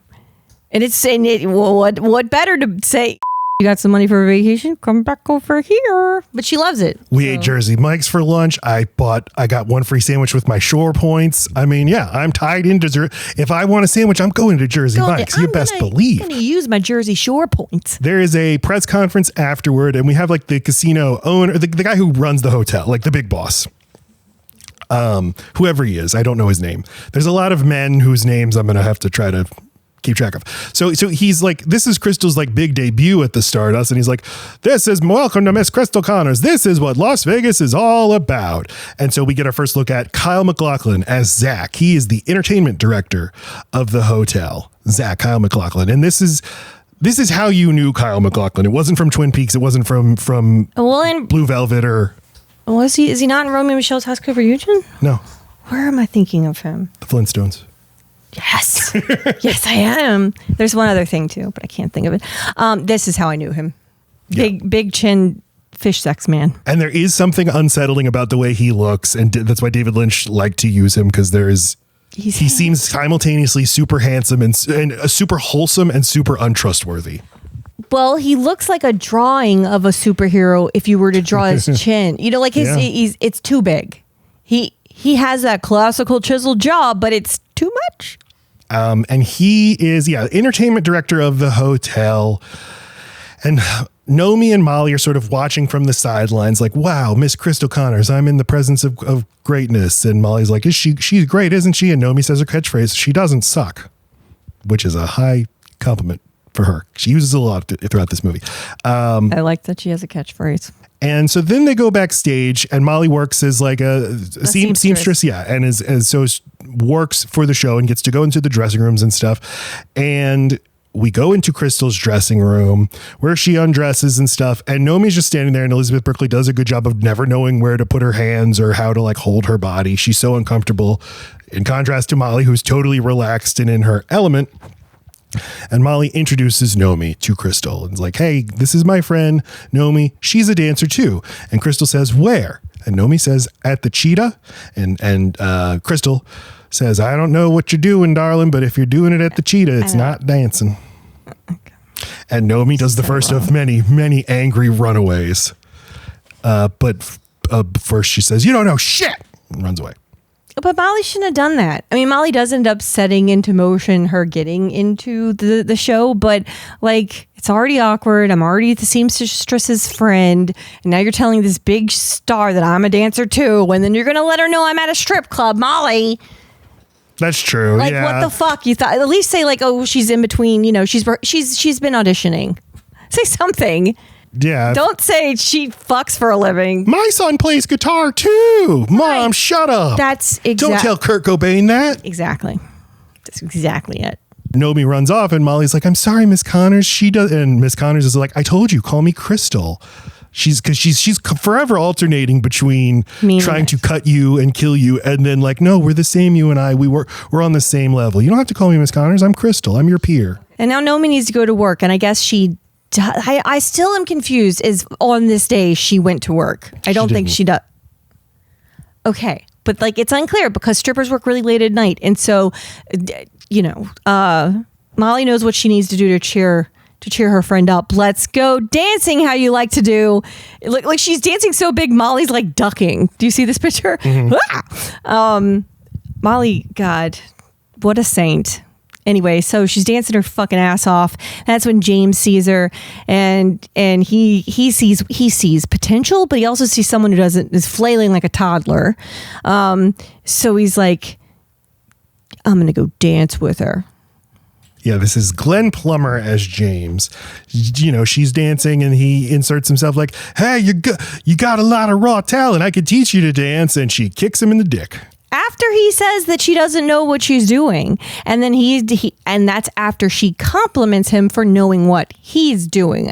All of this makes sense. You don't give this woman an insult after she just gave you a compliment. Mm-hmm. You don't realize how few and far between Nomi Malone compliments are for her to dance with you and then say that you deserve to dance with her. And now she needs your help. But then he does the most worst thing he could have done is he refers to her sexuality, and she is using it to dance, and he is saying, you're teasing my dick. And all that sounds like to her is, you're a whore. You're not a dancer. You're a whore, not a dancer. At every moment when she has a big reaction, you can track it to someone telling her, go back to being a whore. Mm-hmm. That's all you ever are. And he will try to lecture her on like, but don't you see that what they're doing over in the casino, it's just the corporate version of prostitution. And she's like, she doesn't want to hear any of that shit. Right. Let me go be a dancer with you. I was already starving.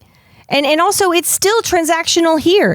He says, I wrote that number for you, and it's not like I'm seeing any money from it, so I might as well get a piece of pussy. Okay, so there you go. You're going to use what you're doing over me, too. There's no situation where Nomi doesn't get expected to sexually favor her way through this world. But then she's demonized for it. She kicks him in the dick. He falls into this spirals into a big fight in the club that Nomi then gets blamed for by the bouncers, and they escort her out, and we pick up the next morning. She's in jail. She was in jail all night. To his credit, I don't know how much her bail was, but he pays for it. And then, I mean, she's a cool customer. She's like, thanks for bailing me out. Well, can I at least give you a cup of coffee? See, James has this habit of doing things she's not asking him to do. He goes to teach her to dance. She didn't ask for it. He bails her out of jail. She didn't fucking ask for it. In fact, Molly's here. He writes her a song and wants her to be in his dance. She didn't ask for this. Quit being so mad at her for not responding the right way to the things you're putting on her. But, you know, it's still cute, and I like their relationship. It's a weird, where we see each other, we don't know each other's shit, but like we have a mutual respect, and we're both flawed. And no, it's a flawed. He is a flawed person. It's a interesting dynamic. He is not he is sincere about his love for dance and wanting to dance with her, but also he is transactional and trying to work her. But think about it. He's also disenchanted coming from New York. He's a trained dancer who thought, okay, but what do you do with a degree in dancing? Where do I do this? It didn't work out in New York or wherever he was. So he comes to Vegas and now all he is a bouncer. So you got to think he's the male, he isn't able to do these shows. He seems to have enough skill to be a male dancer in this shit, but he came with this artistry and passion and no, God damn it, I want to do art. I don't want to do whatever the fuck this is. But all he's probably good for is a Stardust show, and that's probably why he hates it so much. And he lords over immediately the second thing he says to her is, you have raw talent. I could teach you because I learned in New York. I'm a learned, right. I got the training that you didn't get. You didn't go through the car wash of learning all the stuff. She doesn't know how to say Versace. There's no one to have ever taught her anything. Yeah. She doesn't know what an MBA is. Weirdly, the nicest person about teaching her as she goes is Kyle MacLachlan. Yeah. And he's doing it as part of his good cop routine of ultimately just putting her through the we're going to destroy you machine or the exploitation machine. Because it requires good cops and bad cops. Schmoozing. Yeah. Right. Okay. But she is used to people do favors for her and she instantly acts like that doesn't mean I owe you fucking anything. And he's like, can I at least buy you a cup of coffee? And she's just deflecting, gets in the car with Molly. Says, give me a quarter, buy yourself a cup. I love that. There are two things she does that are so fucking cool in this movie. That's the first one.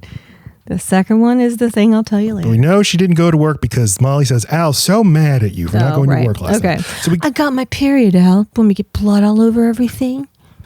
The Cheetah Club, although it's actually called Cheetahs. This is like the people who call it Barnes and Nobles. I get a little well, it's Cheetahs. It's not the Cheetah. The environment here, as we shall see when among the workers, the dancers who work there, it is way more communal. These people are they're friends. This is more of these people have each other's backs. They hang out after work. They don't think each other are better than the other one. They share drugs. They have relationships with each other. Yeah. It's nice. Even Robert Davi as Al, who comes in, he introduces this new girl, Hope. He has to give the dancers all fake names like Tiffany and Heather, and I just this has to be like a Verhoeven, I'm a Dutchman, all these American girl names are the exact same, but he's selling to class, somebody dum-dum. but to somebody like Al, no, there's a huge difference between Penny and Hope, because a penny is not classy. It's just a penny for name or quarter. There's a difference between Nomi and Heather. What difference is the exact same thing? I don't know. It's like the whitest names ever he picked. So here we're gonna watch the clip of Al talking, just bringing us into the world of the Cheetah Club. Wow, what a clip that was to hear. It's touch and go. He touches. You touch. He touches. He goes. Unless if he comes and he fuck. If he comes, that's okay. Unless he takes it out, puts it all over you, that's not okay. Unless he gives you a big tip, that's okay.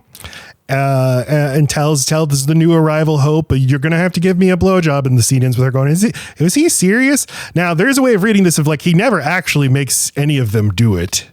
Sure. But the gullible ones, you can probably assume he's getting a blowjob. That it is more this is a way of immediately fishing out any of the people who do not have the stomach to work here, to thrive here. For sure. Because Nomi doesn't, and Nomi instantly snaps into I'm looking out for you role with Hope. She's a nice person. She's like, oh, let me fix your lipstick, or hey, I'm this. And she's looking at the interaction between Al and Hope. And you could just, I think her acting in the background is interesting, or it's good, but I do try to read it she will step in if Al steps out of line. She's got that protector in her. Then who should arrive at Cheetahs but Gina Gershon and Kyle MacLachlan? They really have nothing to do. You got to think being in Vegas every single night gets boring.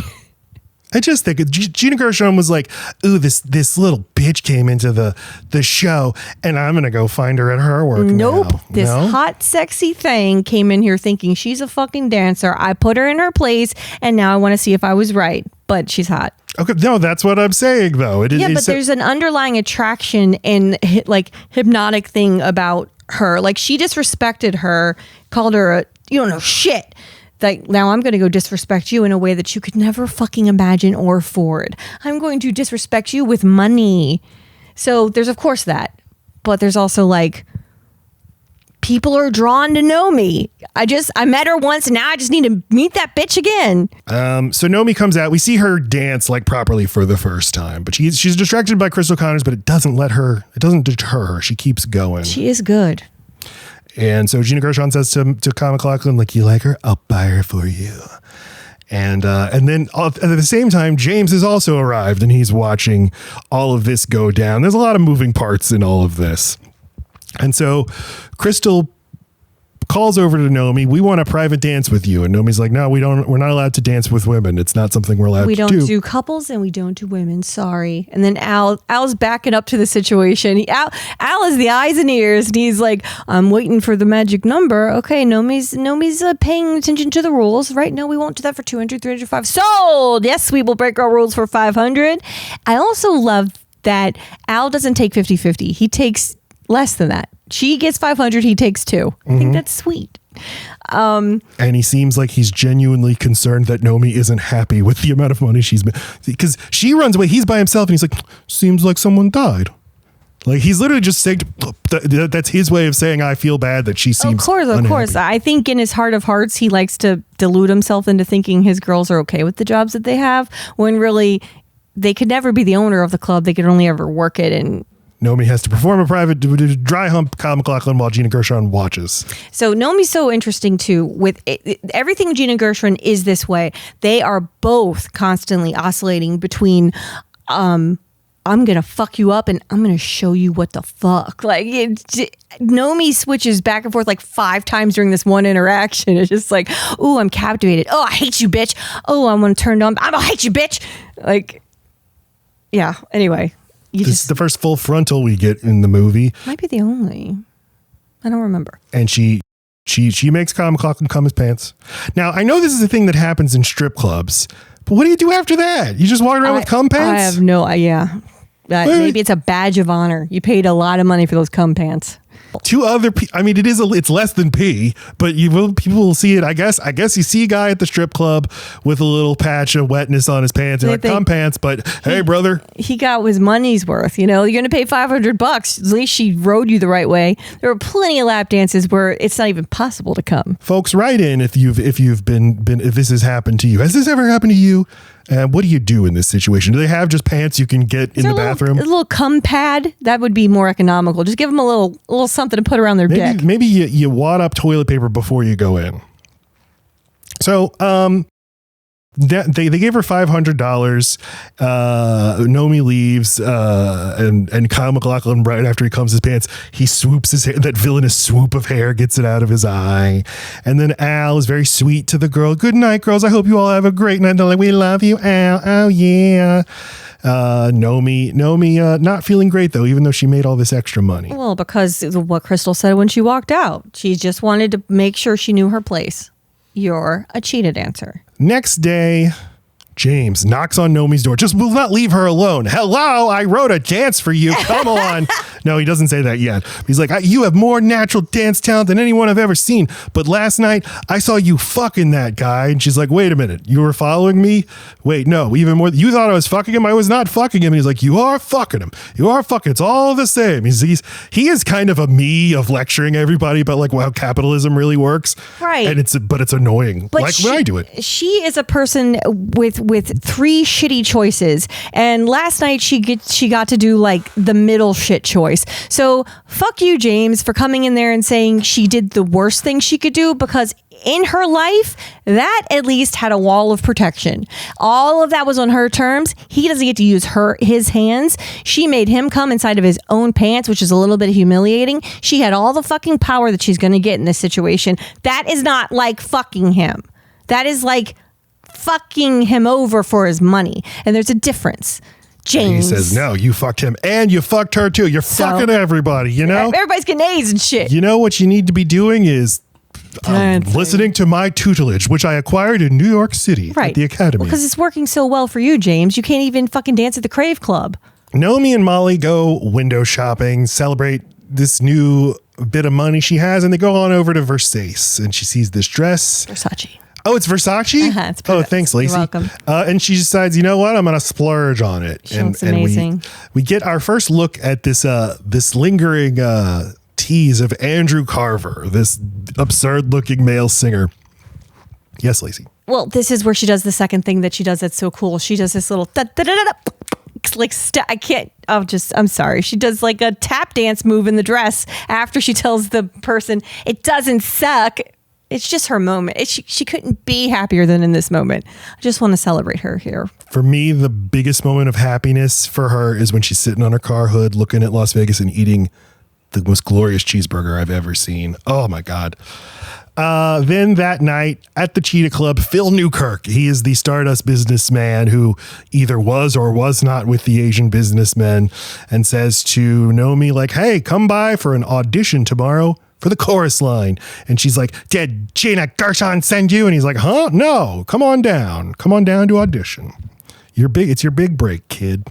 So the audition for Goddess. So Tony Moss, I forgot to write the actor's name. He's the director of the show, immediately calls Nomi Pollyanna.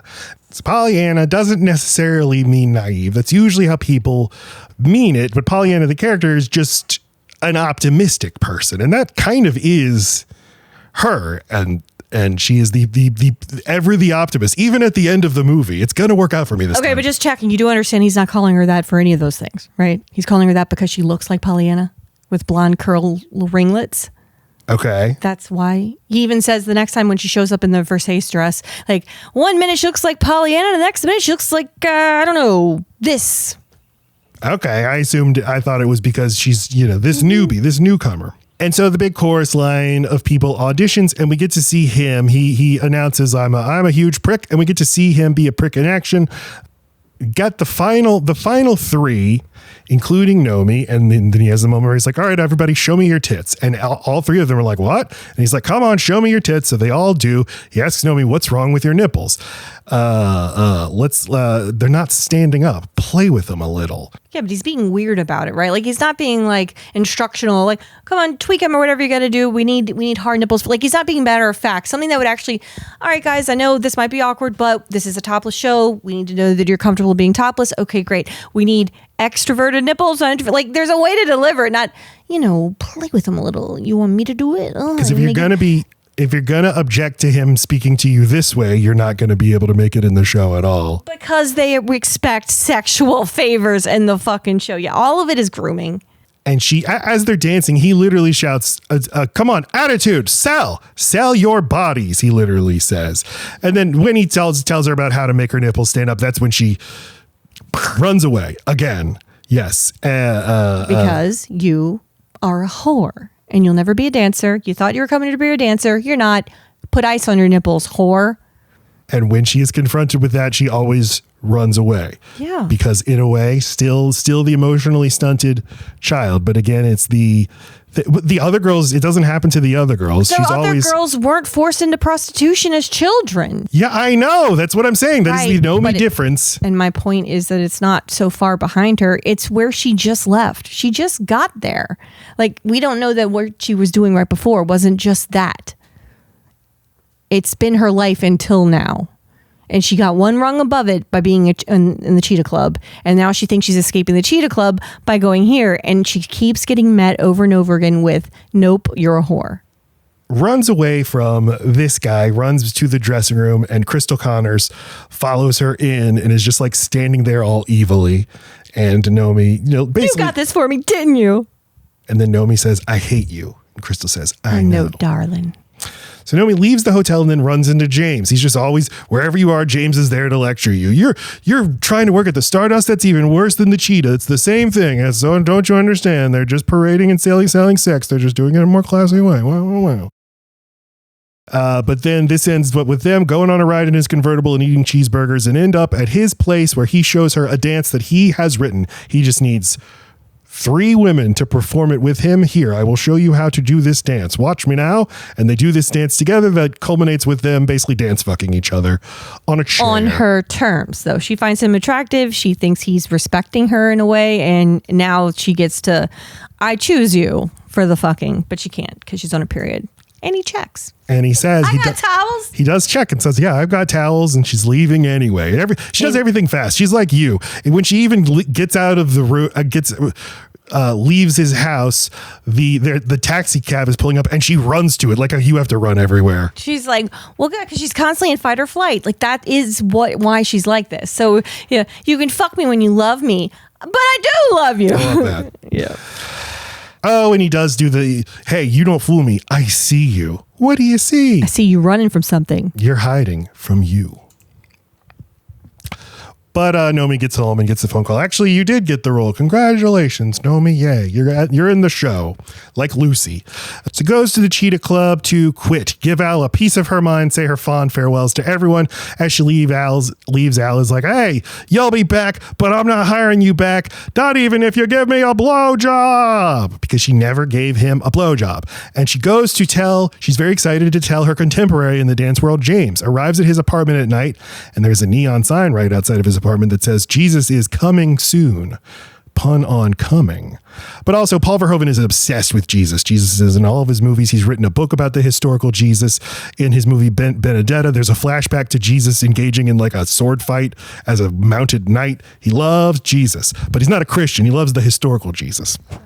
All right. So she tells James, I got it. I'm in the show. And he's like, but the show is just a form of the corporate capitalist oppression. He doesn't want what she wants. He wants what he wants. And even worse, he's fucking Hope. He's fucking a stripper. I thought we were working on this dance together. And then inside, James, baby, who are you talking to? And Nomi's like, what the fuck? Because he's just... You and me, we ain't got no ties. Because he's done the exact same move with her that he's done on another woman. And it's fair. He seems like he meant it with Nomi, but doesn't mean it with other dancers like Hope. Right. Agreed. But he's only got so many tricks up his sleeve. He keeps getting fired the first day he starts work. Yeah. She's like, she's going to be in your dance too. And he's like, she doesn't have any talent, not like you. She goes to the office. Now she's working. She's in the professional world. She arrives for work in her Versace dress, pronounces it Versace, and they don't correct her. You know, we're meeting some of the people in this world. We have Gay, the name of the stage manager. Her name is Gay, who onboards her about everything she's going to need to do to stay on top of them.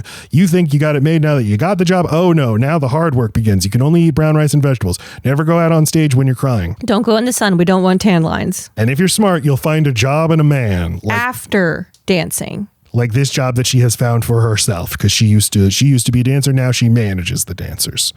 And then Nomi has to go and give personal information to the payroll department. And this is where just like the first time she's had a real job. Like that's a thing. They ask for things. But I think like the 90s was probably the beginning of the era where you couldn't just arrive in a town and say like, my name is Guy Incognito. Can I have a job, please? Now you need everything. You need, and you know, your history follows you everywhere. Right. So then she runs into Phil, the entertainment director, and Zach, Kyle MacLachlan. And Zach is being, hey, you dance fucked me, but I'm not going to be all weird to you. I'm going to be a nice gentleman. Congratulations on the job. And that is a beautiful dress you are wearing. And she's like, it's a Versace. And he is nice and is like, no, it's pronounced Versace. Right. You know? I don't want to laugh at you later. And what's interesting is Crystal's not in this room, right? Whenever she says it the wrong way. And he's with the other man guy, but like not with her. Right. But later Crystal's like, you know, it's over across from Versace. So clearly these little bitchy people ran and told Crystal and made fun of her, told Crystal and made fun of Nomi. Or it could have been, you know, the other two guys that did it. We don't know who did it, but somebody did. We know. I think we know. It's a bitchy thing to do. What he did at least was try to put her in the know. And I think it's kind. So we see there's some rehearsals, and I think Mason is the gay like dance instructor, who's, you know, work on those pelvis thrusts, and she needs to, you know, she's got the raw material. She just needs some refining. But as he goes and tells Tony, the the producer or the director, you know, she's got it. She's got it. She's got these moves. And then he's like, I wonder where she got those moves, though. Like, who cares? Say your fucking business. And when they got it, they don't teach that in school. Okay, got it. Because the implication being like, she did a lot of sex work, and that's why she's able to like move like this. To fucking dance like a, well, I mean, because they said the difference between her and the other girls that don't burn are that she's got this fierce sexuality behind everything and intensity. It's like, that can be studied too, my friend. Like, yeah. But we can use that and we can sell it, but we're going to look down upon it, and we're not going to acknowledge it like when we talk about it to the public, but we can, gossip about it to each other. Right. It can't be this cool asset that she has. It has to be this thing she should be ashamed of. So, there's a handful of times where the camera's very locked in on Nomi's perspective throughout the movie, or not the camera, just the point of view is always with Nomi, but occasionally the camera will then go to somebody else or linger after she leaves the scene, and you get to hear what people think about her, or you get an insight into the world that she does not get. Including but feels, right? She feels the judgment. She sees that women are pissed at her whenever she gets the understudy position, and they think she fucked her way to the top. It's like, and she's like, she just exists in a hostile environment. Her very existence pisses people off. Mm-hmm. And if nothing else, because you didn't go through the academy like we all did. You didn't go through the normal channels. You don't deserve to be here.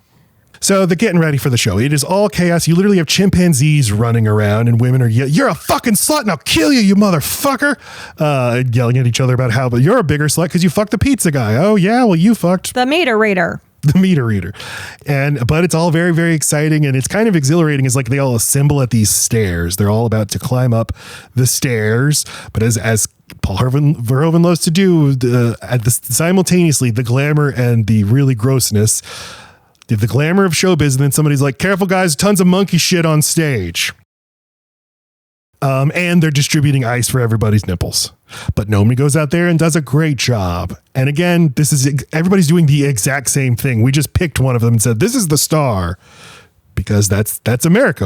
Everybody can't be equal. We have to have one person who everybody has to aim for, so that there's just a massive amount of inequality.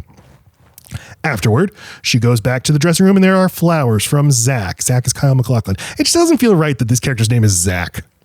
Right, that is strange. Like it's some kind of fucking joke. You mean because Zach Morris, right? Because Saved by the Bell? No, it just feels. It doesn't feel like something an adult should be named, and especially an adult like that. But I will point out, whenever we picked her because she's glamorous and very, very sexy. Whenever that scene happens for Cristal, she's got this huge bouquet of flowers, and she turns and they all go across Nomi's face, right? Like and now Nomi, for the first time in her life, has got a giant bouquet of flowers. Now she can go blah blah blah in someone's face, and literally has never received flowers at all before, right? Zach pulls up in his big sports car, and Nomi's like, thanks for the flowers. And she runs into James again. He's like, you're a whore. You're working in a whore's industry. And that guy over there, he's a pimp. He's not a pimp. He is a pimp. He works for the... No. James, shut up. So jealous. Fuck off, James. So the next day, Nomi arrives to work on her turns. She got to work on those turns. And Cristal is waiting for her there. I volunteered to help train you, but I don't feel like it. Let's go get lunch. I feel like we got off on the wrong foot. Feeling a little turned inside out today myself, darling. And they go eat at Spago in the fake outdoor mall. I just love that. That is a beautiful mall, though. Pretend outdoors. But they bond over the fact that they both ate dog food as kids. Literally, they liked to eat dog, or maybe not literally liked it, but they ate dog food as kids. And then eat dog food is the metaphor for doing bullshit for your shitty boss. Eating the shit that your boss gives you to get ahead. Okay, sure. I mean, but it's also just like, hey, we both came from poverty. And at one point or another had to eat dog food for whatever reason. It's a crazy thing to have in common. And then right after they have that little moment, they toast with a chip. Just, it's not classy. It's not their glasses of wine, of champagne. They are so alike. And they do this shot over Nomi's shoulder. So Cristal's always to the right of and then they reverse the shot, and Nomi's always to the left.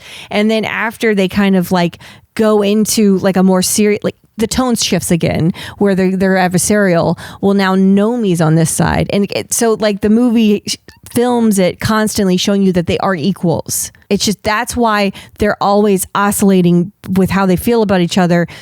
And those two characters particularly are doing it constantly because they are just mirror images of each other. And instead of what you should do is like, you are me. I'll have your back. Right. Let's have each other's back. We'll be stronger together. Right, no. Oh, you're just like me. I must destroy you. There can be only one. Exactly.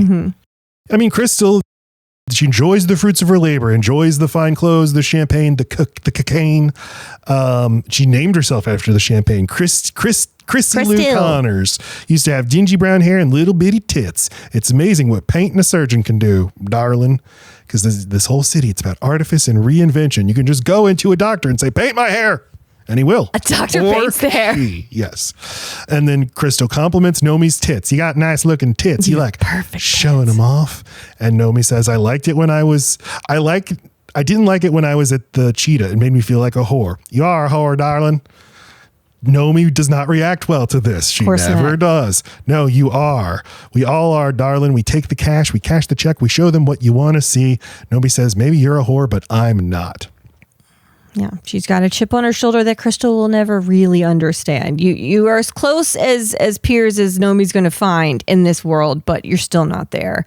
And you're still not ready to fight the way Nomi is. And so Cristal's like vendetta against Nomi takes the form of, I will get you to fucking realize you're a whore. I also think she really wants to fuck her. Like, I think she's constantly trying to see, like, will she fuck me? Are you turned on by this? But, like, I don't think Nomi's a lesbian. I don't think she's bi. So, like, she just wants someone to care about her. And so I think she would dabble. I think she would. I think for Cristal, she is sexually attracted to her and also wants to dominate her. And that takes I see how sensitive you are about that. I'm going to use that to dominate you. I'm going to make you submit and admit you are a whore. But yeah, let's go train in the dancing. And she introduces their dancing by saying, the best advice I ever got was, if you're on stage and someone's in your way, trying to get in the way of you while you're trying to get to your spot, you step on them. And if you're the last one standing, you get the jab. That's what it's all about.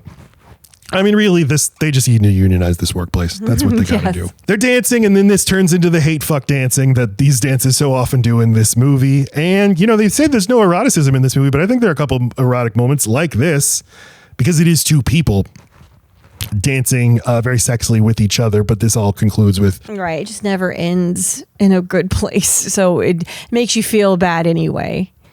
Which, right here, what she rips Nomi's top off. She just brings her shirt down, shows her boobs, and then she like kind of fondles her a little bit, leans in and pretends she wants to kiss Nomi, and then says instead, "See, darling, you are a whore." So it's like she's constantly tricking Nomi into thinking she cares about her, and Nomi gets more and more pissed for falling for it. Just like with the man that stole the briefcase, all she has in this world are her instincts, and there are certain people that keep getting around them, and that's dangerous. Mm-hmm. And we've seen it be dangerous for her over and over again. So now Cristal must die. It's another night at the show. The showgirls are getting ready for, or you know what? It might not be night. They might do this 6 times a day. It's the 11:30 in the morning show. But we got these 2 kids who are the children of one of the dancers, Julie. They look like wholesome little kids. One of them is even holding a teddy bear as all these naked people are running around. They don't like hearing the F word or curse words. They're scandalized by it. They call her mommy. Mommy's in a dominatrix outfit with her tits and her ass out, but the F word. Yeah. No, thank you. That makes them upset. I know Paul Verhoeven he's very interested in casual nudity in RoboCop and Starship Troopers. There are scenes of like all the cops who are both men and women are all showering and naked together. Yeah. Mm-hmm. It's like that's prudishness about nudity is very amusing to him. So I will exaggerate it by having everybody be naked here, but everybody treating it like it's not a big deal. But the kids are being annoying. So so Julie has a rival, Annie, and Annie's like, tell your kids to shut the fuck up or I'm going to fucking kill them. And these kids start crying. Okay. Meanwhile, Phil, the sleazy entertainment director, offers Nomi $1,000 to just go do a boat show. Just represent the hotel at the boat show. And Molly leans in and says, is trying to tell her, look, I know some people who did it, and you can tell Cristal's in on it because Cristal's like, Molly, I need you. Uh-huh. And a couple of people, they didn't. Molly, I said, come on. They didn't like it. Molly. But does Molly actually know what happened, or is she just... She's that's as much as she knows? Well, I mean, if 2 girls come back from a gig where they got $1,000 for dancing on a boat and they seem fucking traumatized, yeah, I can think Molly, you got to be clear. You got to spell that out exactly. Maybe she doesn't want to imply what Nomi is and isn't okay with, or shame it. Like if maybe this is my way of telling you there's more to it than they are saying, and if you're cool with that, do it. Nomi is very excited though. $1,000, gee willikers, just for going to a boat show. I can't wait. And even that is like embarrassing. Like little Rube thinks $1,000 is a lot of money. Even more embarrassing, you've got the redhead who's done it before, knows exactly what's about to happen, and is like, yeah, I'll go. And like she was sought out. Nomi was sought out because Cristal said to seek out Nomi, and the other one was sought out because she fucked the last time. So like once you start being in that cycle, you don't get out of it. They know you need the money. Mm-hmm. So like just do it again. You already did it. What does it matter? Because each time matters. But it's not looked at that way. They tell her, yeah, there's a great opportunity. Cristal recommended you. And she's like, thanks for recommending me, Cristal. Just looking out for you, darling. Well, but then Nomi goes up to another of the dancers, is like, hey, have you ever done this boat show thing? The other one that's going, the redhead. Oh, that's the redhead. Yes. Okay. And she's, jaded and like, she doesn't exactly, she's like, did I like it? Yeah, I liked it. Like, she's not, I mean, if Nomi really wanted to read through the lines here, she could understand what this redhead's trying to say.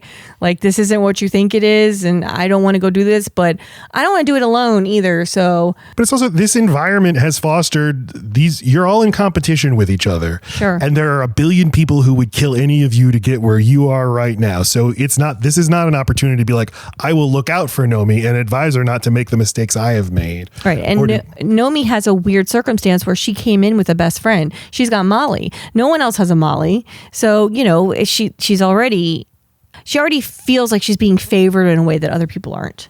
The other girls are already a little jealous. Boat shows. I had to go to a lot of boat shows with my dad when I was a kid. Nothing more boring except for car shows. Car shows are more boring than boat shows.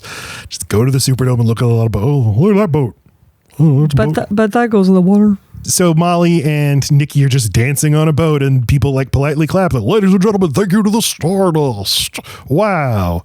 And they're like, wow, I can't believe we got $1,000 for that. It wasn't for that. Mr. Phil comes over with his friend and is like, hey, this is my friend, the businessman from Bangkok. He's got... More importantly, he's a high roller. Yeah, one of our very high rollers.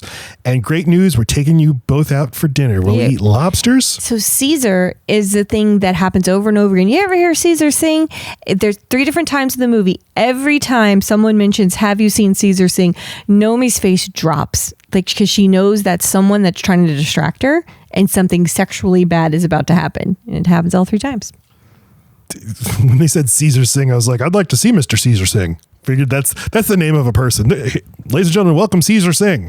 You go see the man dressed as Caesar and he sings. Yeah. And then after that, we'll go back to my place and we'll sing. And Nomi realizes what this is. I mean, this is literally sex trafficking, and it is a thing that happens in showbiz. And I just reading between the lines, I bet Paul Verhoeven was seeing this in Hollywood.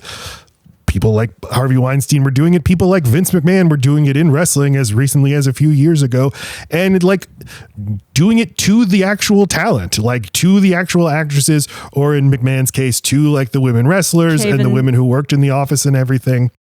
He was doing it to a bunch of male people trying to get in the industry that need a leg up, need someone to introduce them into something, are on the fringes of the industry and not quite in. Yeah, those are the targets. And yeah, you being in here doesn't protect you. And if you do this, if you submit to my sex trafficking, my sexual assault, then basically I own you, because I know that you. Right. You're not going to rise above this. You're useful. You're now telling me you're one of the girls that'll do this, that you're getting none of the promises I gave you. You're just going to get this.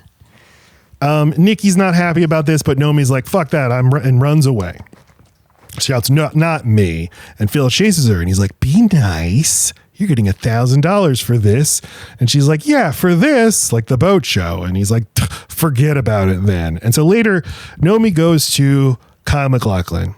And he's like, oh, he did what? Oh, I have had it up to here with Phil. What a bad guy. And he calls him over. Phil, listen, mister. I mean, does a very impressive in front of Nomi. I'm on fucking Nomi's. Cut out this shit. You're never going to do it to Nomi or anyone else again. And if you do, I'll come after your pension too, fucker.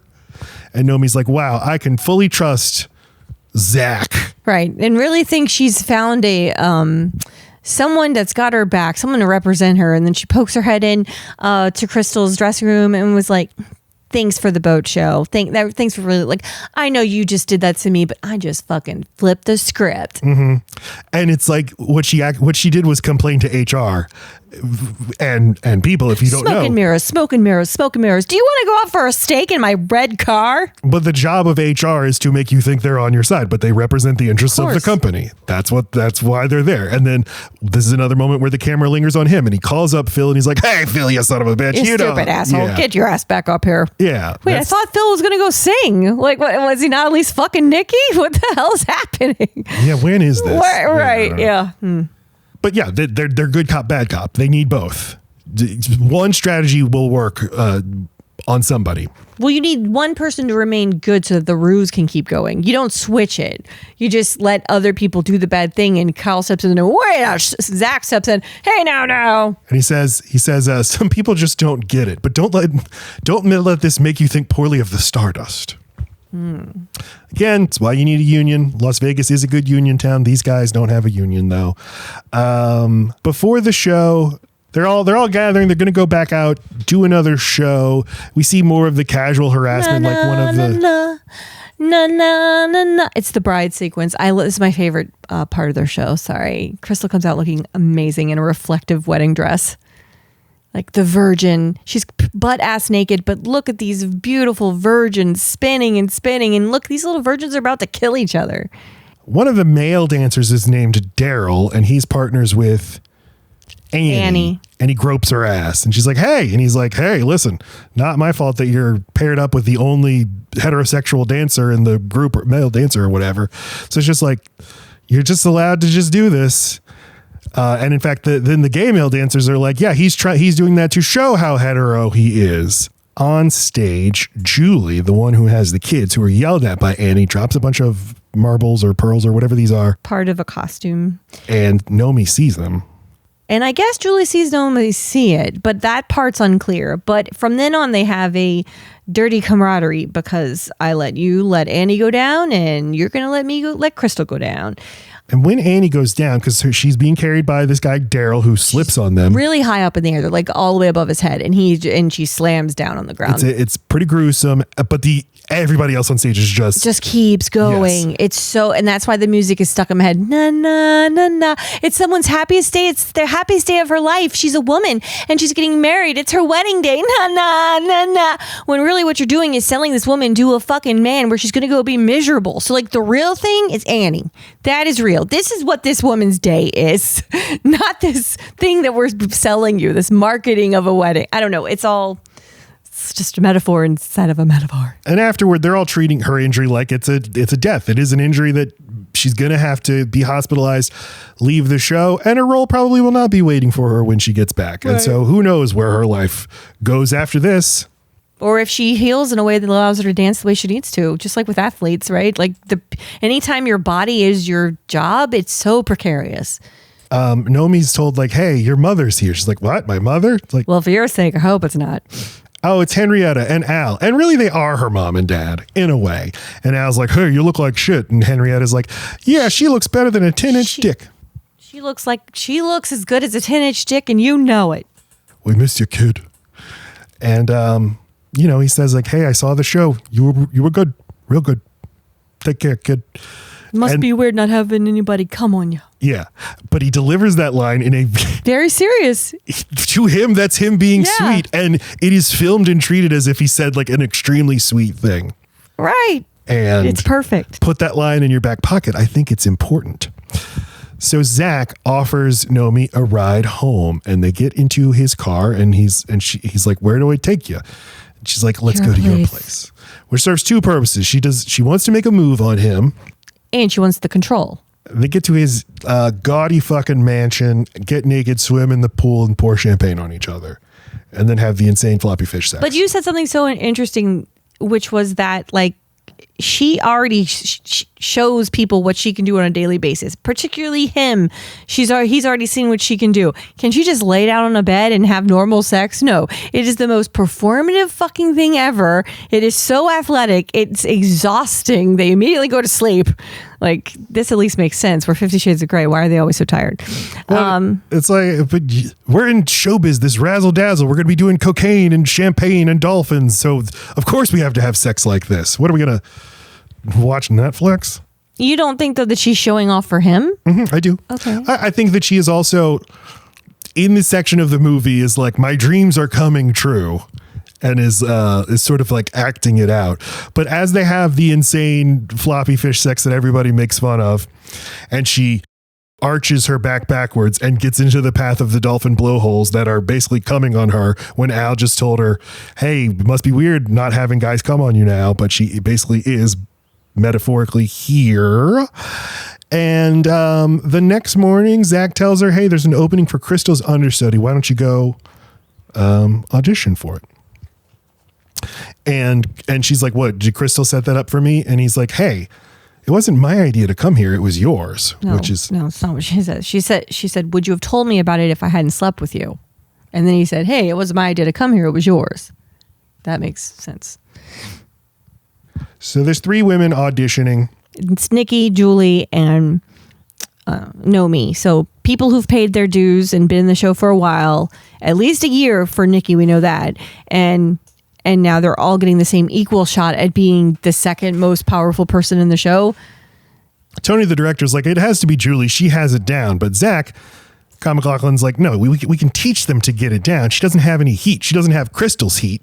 Nobody has Cristal's heat. Nomi has some heat, though. Right. And this makes Cristal perk up a little bit. But like, we'll never know, because like she really did want to have sex with him. You keep saying, or you're saying it's because she wants what Cristal had or to get ahead. But I think she really liked Zach and has liked him the whole time. And for whatever it is, I don't think she's got a plan. I think she wanted to fuck him, could tell he wanted to fuck her and took that into account. And then when he in bed says, hey, there's this, and she's right to be suspicious. Like, okay, did we just transact? Because I didn't mean to. I meant to like do something I wanted to do on my own terms. So you don't owe me anything. And then she just needs to be coy because it's part of keeping herself safe. And he's like, well, I need to see you again. And she's like, let's see how it goes. And that could just be a casual thing she's saying. And he goes, the audition, and it's left right there. Like, you don't know what she means. She doesn't know what she means. He doesn't know. And it's all ambiguous, but it is heavily implied, but I still don't think that's what it is. I think she's the best one. But the other girls do think that she slept her way through it. Yeah, and they probably are right. They're like, well, the other 2 are more refined, but we got to go. She's the only one with the heat. But again, it all looks kind of the same. But Zach has to fight for it, right? Like, he's the one that pushed for it, so he's the one that like temporarily gets her the place. But it doesn't stick because no one else wanted it. And if you think that it's going to be like, oh God, is Cristal going to find out they fucked? There's no mystery. He immediately, you fucked her, didn't you? Oh yeah? You're jealous because you wanted to fuck her too? So it basically tells Nomi, you got it. We're going to go out and celebrate. We'll have lobsters. And have you ever seen Caesar sing? And it's like, don't. But over at her dressing table, there's an invitation to a private dance by James Smith. So she goes. Up goes the zipper. Down goes the zipper. To the Crave Club to see That's the song. The dance What a from shot. James. People in this club not happy about it. They're like, bring on the real dancers. Yeah, but like, who's the real dancers? Is this a sex club? Or like, because when they put the music on, it's just like, it just turns into a regular club. And it's the same club that they were dancing in earlier. Right, which makes sense why he'd have a connection at the Crave Club. But it's like, so maybe there's usually like sexy dancers up there. I guess who just dance with the regular music. It's not like a special performance and we all have to look. And what's this dude doing here? So, I mean, what we're saying is Timothy Chalamet was right. People don't care about ballet and stuff anymore. Nobody feels like watching this artsy New York dance. Look at this ballet. Look at the lady on the right doing art. Yeah, she's doing art. Wow. So James goes off stage and Nomi's like, "Hey, it was great," and he's like, "Oh yeah, whatever." People don't want to see us. We suck. By the way, Penny and I are getting married, like Honora, getting married. She's pregnant. What am I going to do? Life sucks, you know? But he's going to get a job in her mother's grocery store. I'm a student of t-shirts. That's, yes. Because he was lecturing her earlier about like everything you say, Nomi, is like life sucks, shit happens. It's all stuff from t-shirts. I think that's another thing of Paul Verhoeven's is like Americans are just like parodying marketing slogans that they hear. And now he's doing it too as like this sort of I've got a wisdom. fucking degree from Juilliard and I'm a student of t-shirts over here. Yeah, we're all just scum. And now just like that the position has been taken away. Well, do we know that yet? We just know that Cristal's sitting on Nomi's fucking... I don't remember if it's been taken away yet. Nomi goes back to work and there's a form letter. It's like, unfortunately, the Stardust is unable to offer you the position at this time of understudy. And so she like goes to Kyle MacLachlan. She's like, what the fuck? Right. And he's like, listen, Cristal didn't want you and she's a big star and she has lawyers. Sorry, you don't matter that much. It's not worth it. So Nomi goes back to the dressing room and now Cristal is seating in her spot of the dressing room. Yes. Sort of holding court. Her ass on her makeup, like just holding court. And then my G-string popped and wouldn't you know it, my pussy was under there. Yeah, something she never does of like talking to her coworkers. Right. And they're like, wow, Cristal's hair.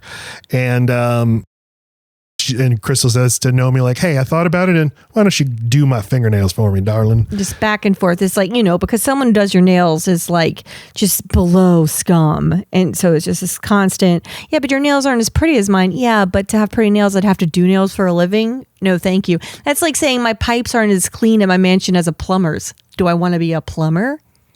So now it's the motorcycle bondage show. And as always, the crowd is just blank and uninterested. These shows are elaborate and amazing, though. There's such a variety in them. I love it. But that's why it's so funny that it's all for just the most bored people on earth who are, like, when can we go back to gambling? And Nomi and Cristal are like hate fucking each other. Why aren't there any gambling machines inside of these people? Bing, bing, bing, bing. There are now. Yeah, they're hateful. Yeah, I know. They've got a little solo moment. Why would Nomi have this? There's no reason why the new dancer would have this one moment with the star where they like scissor each other. I know. It doesn't make sense. This is not a real show. This doesn't exist. I'm going to say this show doesn't actually exist. And it concludes with Cristal pulling Nomi by the collar and says, come on, slave girl, pulls her off stage. And then so Nomi just pushes her down the stairs, just like that. And Molly sees. Molly sees Julie not see. That's all that she sees. It's all it's plausible deniability. But Molly is like, don't get sucked into it. And she does get sucked into it. Oh my God, Cristal's down. What happened? Did someone push her? She just, I'll get back to you on that. I'll look into that. That's how good it is. It's social security number good. She fell. She just fell. Oh, she fell. Yeah. What happens with feet? Feet. She fell. That's that. And now Molly's being very cold to Nomi as the ambulance takes her away because she's just not being Nomi anymore.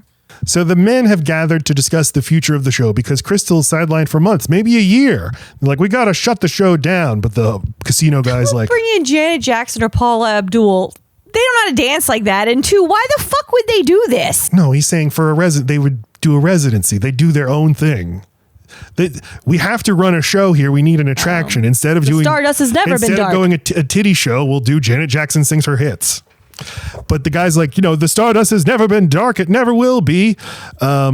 Suggests, well, we could bring in Paula Abdul or Janet Jackson. He's like, we're not paying those salaries. Got it. That's the point of this show. Is this show's cheap. Right. Even though there's 50 dancers, it's still less than one Paula Abdul. Oh, yes, absolutely. And they're like, but Cristal Connors is a star. We can't just replace her. And so Kyle MacLachlan's like, you know what then? Do what we do in Vegas. We gamble. Now we cut ahead. Nomi's the star of the show. And when we went with Nomi, it's because she's fucking glamorous and very, very sexy. And then the most beautiful girl it's Caesar. Caesar's fucking singing to her after this. Like the most magical moment. She's got flowers. He's telling her she's beautiful. Fucking Caesar, where did you come from? Why are you here? And Verhoeven shoots when we see her as the star of the show. She is being shot like she's a star. Mm-hmm. But again, all of these people are exactly the same. The show just just need someone to point to and say, that's the star of the show. Sure. Nomi Malone. The most like, glitter in her hair. She does have a lot of glitter in her hair. And so they do the same press availability, and the guy repeats the exact same lines. Right. Same billboard, same everything, same party, same name in firecracker lights. But with a difference, Nomi's boobs are out, which Cristal's were not when Crystal's she did the press was availability. in a costume, but not that one. Yeah, Nomi's boobs are just out right there, like as these polite like reporters and stuff are standing right there. She's in a bodysuit. Yes, I know, but you can see her tits fully out. Yeah. And it's just like the marketing machine is such that we can just tell people like, yeah, this is a star, and everybody is just going to be like, oh yeah, she's a star. I get it. Yeah, we'll have Andrew Carver come to your show because you've really made it big. He's going to immediately tell you that he likes your ass and wants to fuck you. Is that the kind of guest you want? Do you think you're peers now? You can see this happening in marketing all the time. Whether like on the Doughboys podcast, they were just talking about how suddenly Dubai chocolate is everywhere now. It's everywhere. It's at Panera Bread. I'm like, why is this Dubai chocolate cookie here? And it's like, well, it's because the sovereign wealth fund of the Emirate of Dubai said we're going to create a chocolate and sell it everywhere and act like it's always been a thing. I thought it was so weird. All the time. Yes. And most people are just going to be like, oh yeah, with Dubai pistachios, chocolate. with Wonderful, the brand, the evil fucking company that makes pistachios, when people in America just didn't eat them. That wasn't a thing. And then they became this like decadent, expensive nut activity. And meanwhile, the Wonderful Corporation is taking up like a third of the water in California, like causing fires. So like you could do the traditional marketing of like, we're going to convince people this is a worthwhile product, or this person's going to work her way up and we'll convince people you like her and then she's a star. Or we'll just tell you fully formed, you love these pistachios. You love them. You love Dubai chocolate. You love Nomi Malone. You love Steven Seagal, because that is what happened with Steven Seagal. We need to talk about him one day then. Just appeared in a movie one day because he was an executive's like karate trainer. I have every one of his movies on accident. And he has a quality, but they did like they made him a star by just saying Steven Seagal is out for justice. Right. And everybody's like, I guess that's Steven Seagal. Okay, he's a star. The casino owner is now talking to the press gaggle, and he's like, we could have gotten anybody to come to the Stardust. Paula Abdul, Janet Jackson, but we wanted Nomi Malone. And so they're having a party at the Paradiso, and if this is Dante's Divine Comedy, this is paradise. She's ascended to paradise, although it's really more like hell. But at the Paradiso, Andrew Carver is going to be there. And Molly and Nomi have made up. She's like, okay, yeah, I'll come to your big party. It's your big night. And Molly arrives and is excited to meet Andrew Carver. There's the moment with Julie, who's like protected Nomi, said, oh no, Nomi didn't push Cristal. And Julie also knows how the game is played. Like, this is also an opportunity for me to move up. Put you in the back pocket, right? Hey, maybe you'll think of me for understudy. Yeah, I'll see what I can do. Mm-hmm. It's just, as soon as you got power, you owe a favor. As soon as you got power, you owe a favor. Right. Yep. Andrew Carver arrives. The movie's done a good job of building. I mean, even within the own movie, Andrew Carver, Andrew Carver, right. He's a big star, but he's just like this washed up guy who now has to do a Vegas residency. That's why the whole time I'm like, is it like Michael Bolton? Michael Bolton, like because his song is very like light rock, and we dance into the wind. But the second you see him, you're like, this fucking scumbag, look at him. He's wearing a crushed velvet jacket. Pulls Zach aside because they're all bro friends. He's like, where did you find fucking Nomi? And he's like, you don't want to know. Fucking, she's a whore. So Nomi says to Andrew Carver, hey, I'm a fan of your songs. He's like, oh yeah, I like your ass. Call me. So they introduce him to Molly, and he's like, oh, Molly, you're a fan of mine? Let's go get a drink. And it's like Molly also is now living this showbiz fantasy. I've been plucked. Right. It's finally happening. I haven't had sex in 6 months because I've been studying for my finals so I can become a whatever. And I get to break my sex slump with Andrew Carver.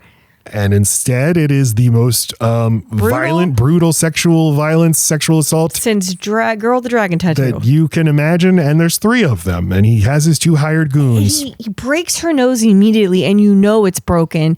And he's licking her face with so much spit in his mouth. He has she's literally just being spit all over. It's so fucking disgusting. And they're cutting between like this and then the glamour the magic, of the ballroom downstairs, but the fantasy that Nomi is still experiencing. then Molly just like stumbles bloodied down the stairs. Crotch blood. And so they have to take her to the hospital where she has a broken nose and vaginal tears. And is in shock. And Nomi and Zach are there, and Zach gets pulled away on casino business. And Nomi follows him and is like, we're going to call the police, right? And he's like, no, we're not going to call the police. And by the way, I was just given a file on solicitation, slap. Solicitation. She's crying. She's so embarrassed. She's so humiliated. And he's beating her with a folder. Like she did it to him. Like she did it because she loved it. Oh, you were just some kid. Your dad killed your mom, then killed himself. How could you? And then you were an orphan. You ran away because foster care was horrible. How could you? And then you did the only thing you could. You fucked strangers and you got arrested for it. How could you? Polly, you piece of shit. Her name is literally Polly Ann Costello. But included in the list of things you've done, possession of crack cocaine. Way to go. How could you? Well, the whole thing with crack is like, it's just coke. Right. It's poor man's crack. Poor man's coke. This thing that we've seen all these rich people do throughout the movie. But if you branded it as crack, that's the thing that criminals do. Right. It comes in a rock. You got to break it up. You had your future pretty well mapped out for yourself. I did what I had to do. Right. Why'd you quit? He's so callous. He so doesn't get it. He doesn't understand any of it. You're going to be a big star, Nomi. And she's crying. Your face is going to be on billboards. You're going to make a lot of money. He's got her by the neck. You're going to make a lot of money for the Stardust. Right. Like basically now you're mine, bitch, because I just found out who you are and you're never going to work anywhere else. So you're going to work here. You're going to get it for your old pay and it's going to look really glamorous, but it's going to be slavery. And by the way, since I know this about you, I'm going to keep holding it over for the rest of your life. Would you charge $50? You got low self-esteem, baby. You're a phenomenal fuck. And then she spits in his face and he literally believes what he says. I was paying you a compliment. Like, oh, these are the compliments. You just whispered in my ear, I could fall in love with you. And then this happens. And now I'm a great fuck. I should charge more as a child prostitute. That's my big compliment from you, Zach. And as far as Andrew Carver, like, so are we going to turn him into the police? He's like, no. He's part of a team. He'll give us an NDA settlement to Molly. She'll be able to open a dress store. But you got to understand, like, he might do a residency at the Stardust in the future. Even in that, he might one day, years from now, want to work at our casino. Right, well, and then he says the key line of the whole movie, he's part of a team. You are too. And that's why she makes the decision she's going to make. Right. Like, there's things I'm willing to do. I'm willing to fuck over people career-wise. I'm willing to let people get hurt and injured and stuff. Who are in the game. That's why she can't do it for Molly. Like, but to help facilitate this sexual violence, I'm not. But it's like a person in the mafia, or like in Breaking Bad. It's like there are people who are in this game and there are people who aren't. And Molly is not. And she's willing to go tit for tat with somebody who can defend themselves, but now it's on her to defend someone defenseless.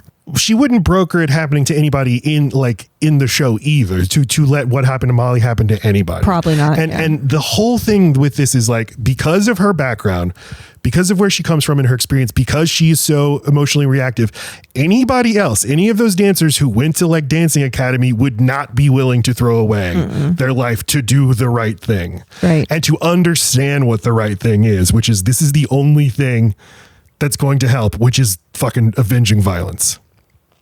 Which she does.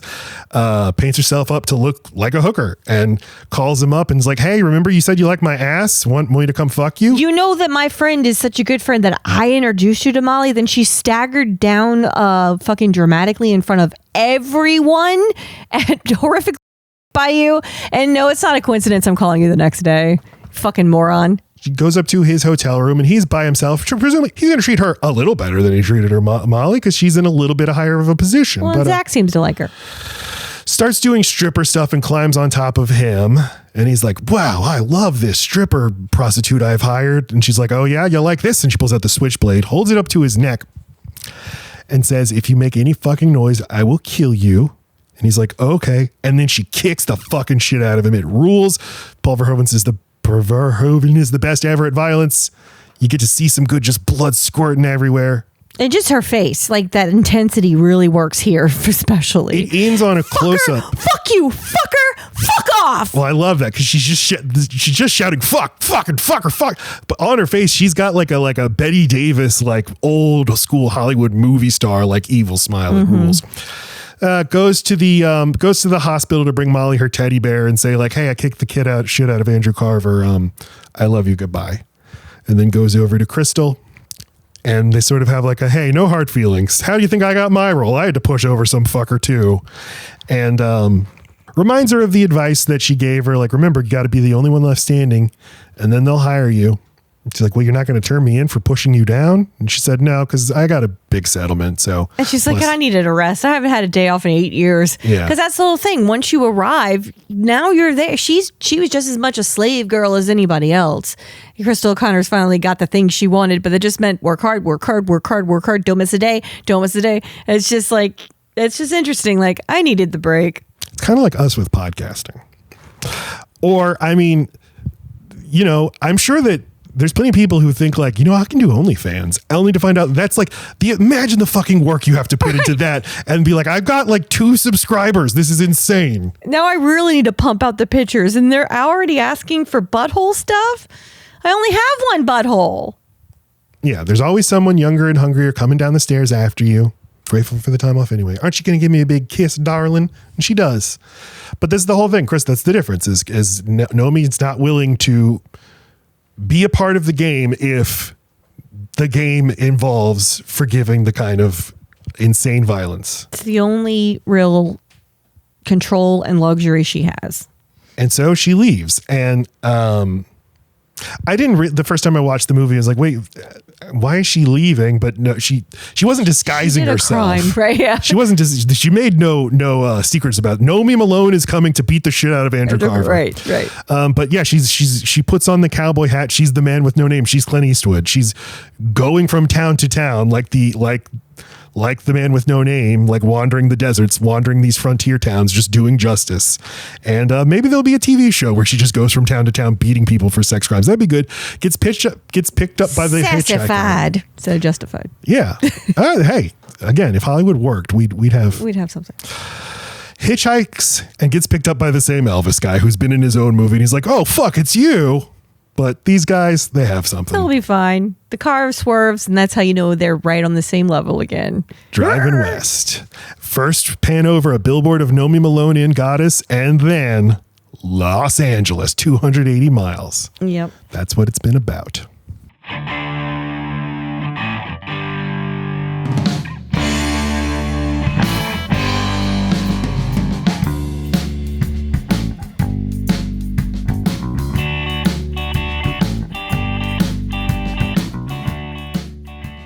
Final thoughts and star ratings for Showgirls. Do you want to go first? Showgirls is a 5 out of 5 since I saw it when I was 10, and it still is. Has anything changed about the way you view it? Of course. I was 10. Oh, I understand what this movie's saying about capitalism and the way it itches my brain. It's a car wreck I can't look away from. It's bad and good at the same time. Its badness makes it good, and its goodness makes it confusing, and all of that is interesting to me, and I could watch it over and over and over again, and that matters to me. And for an actress that was so young, that got a role that she put her whole heart into, and then for it to be so misunderstood, I have this movie's back. And I like the message, even if people don't see it. They feel it. And I think his movies have a way of... you walk away feeling how he wanted you to feel, even if you're confused why you feel this way. It's a movie you feel. Absolutely. And I like you saying it itches your brain. Mm-hmm. And you said, like, what's bad about it is bad. I don't know if there's anything that's bad about it. I think everything... well, what's bad are things that are misunderstood, but that's still... That's not the movie's fault. It doesn't matter. Like if the sum of its parts come together and it's off-putting, there's that does mean that some of it has gone wrong. Especially if it doesn't hit audiences the way you intended it, well then you didn't do it right. You didn't set out to do something you did not achieve. Therefore, some of it's wrong. But whatever it is that is wrong, I can't name it, and it makes me like it more. I think so. I try to dig into any one thing I think is bad. I end up telling myself it's good, but there's still something wrong with the full picture. If I had to put my finger on it, it's trying to do too much. Sure, and that's bad. I'll always want that over Fine. the alternative. But we get movies that do a whole lot, like One Battle After Another, for instance, and it's perfect.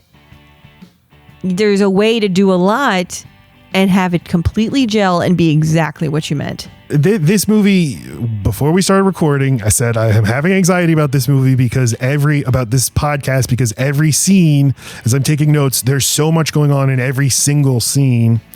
And maybe that produces an uncomfortable feeling in the viewer. Maybe the movie is too long. You could remove. How dare you? One of the. No. If you remove James, maybe. None of it can go. It would move better. No. The only criticism I really have is while I love Kyle MacLachlan in the movie, I kind of wish he stayed with his I'm a nice guy persona through the end. Yeah. While continuing to be evil. Instead, he just fully owns, I'm a bad guy. Boom, boom with the folder. Because I think there are guys like that who are just as evil and pernicious, but present themselves as on your side. Something about him is continuing the veneer, but her seeing through it and going around him anyway. Her truly choosing to do what she feels is right on the inside and giving up the shiny boyfriend. Not because he showed himself, but because she can see through it. Nomi's going out of this town having fucked up on her instincts in the beginning, but leaving having sharpened them. That would be really empowering. Mm-hmm. I was right about this, and this, and now I'm leaving Las Vegas. What makes her the prototypical American optimist is thinking things will be different in the next town and that I'll just pull the slot machine again. I think she just knows when she needs to get out of somewhere. And she knows that moving around is the only way to get any kind of relief, even if it's fleeting. I think that I was picking up on all of the precarity. It's the subject I'm obsessed with. I feel it. I see it everywhere. Our jobs are all going away. We're all going to have to work. If we're lucky, we will have a full-time job and then a side hustle and then a side hustle and then do an OnlyFans and then do a podcast. And OnlyFans is hard. That's what I was trying to say earlier is I bet people always have in their back pocket, well, I'll just do OnlyFans. Oh, well, I'm a lady. I have nice boobs. I'll go be a stripper. It's impossible. It's impossible. It's like OnlyFans. It is zero. It's the same as taking off on TikTok. That's what It's sold as though it's so easy, but it is fucking not. And so she just feels like a very modern, as in 2026 character because she is fully living the precarity and the stress of never having any security. And so every interaction is fraught and every interaction is scary. And so she's always at 11. And the movie is all the more powerful because of that. 5 stars, great movie. Love the movie. It was hard to watch it twice in 2 days because there's so much going on in it. But a good movie. Great movie. Thank you. Masterpiece. You're welcome.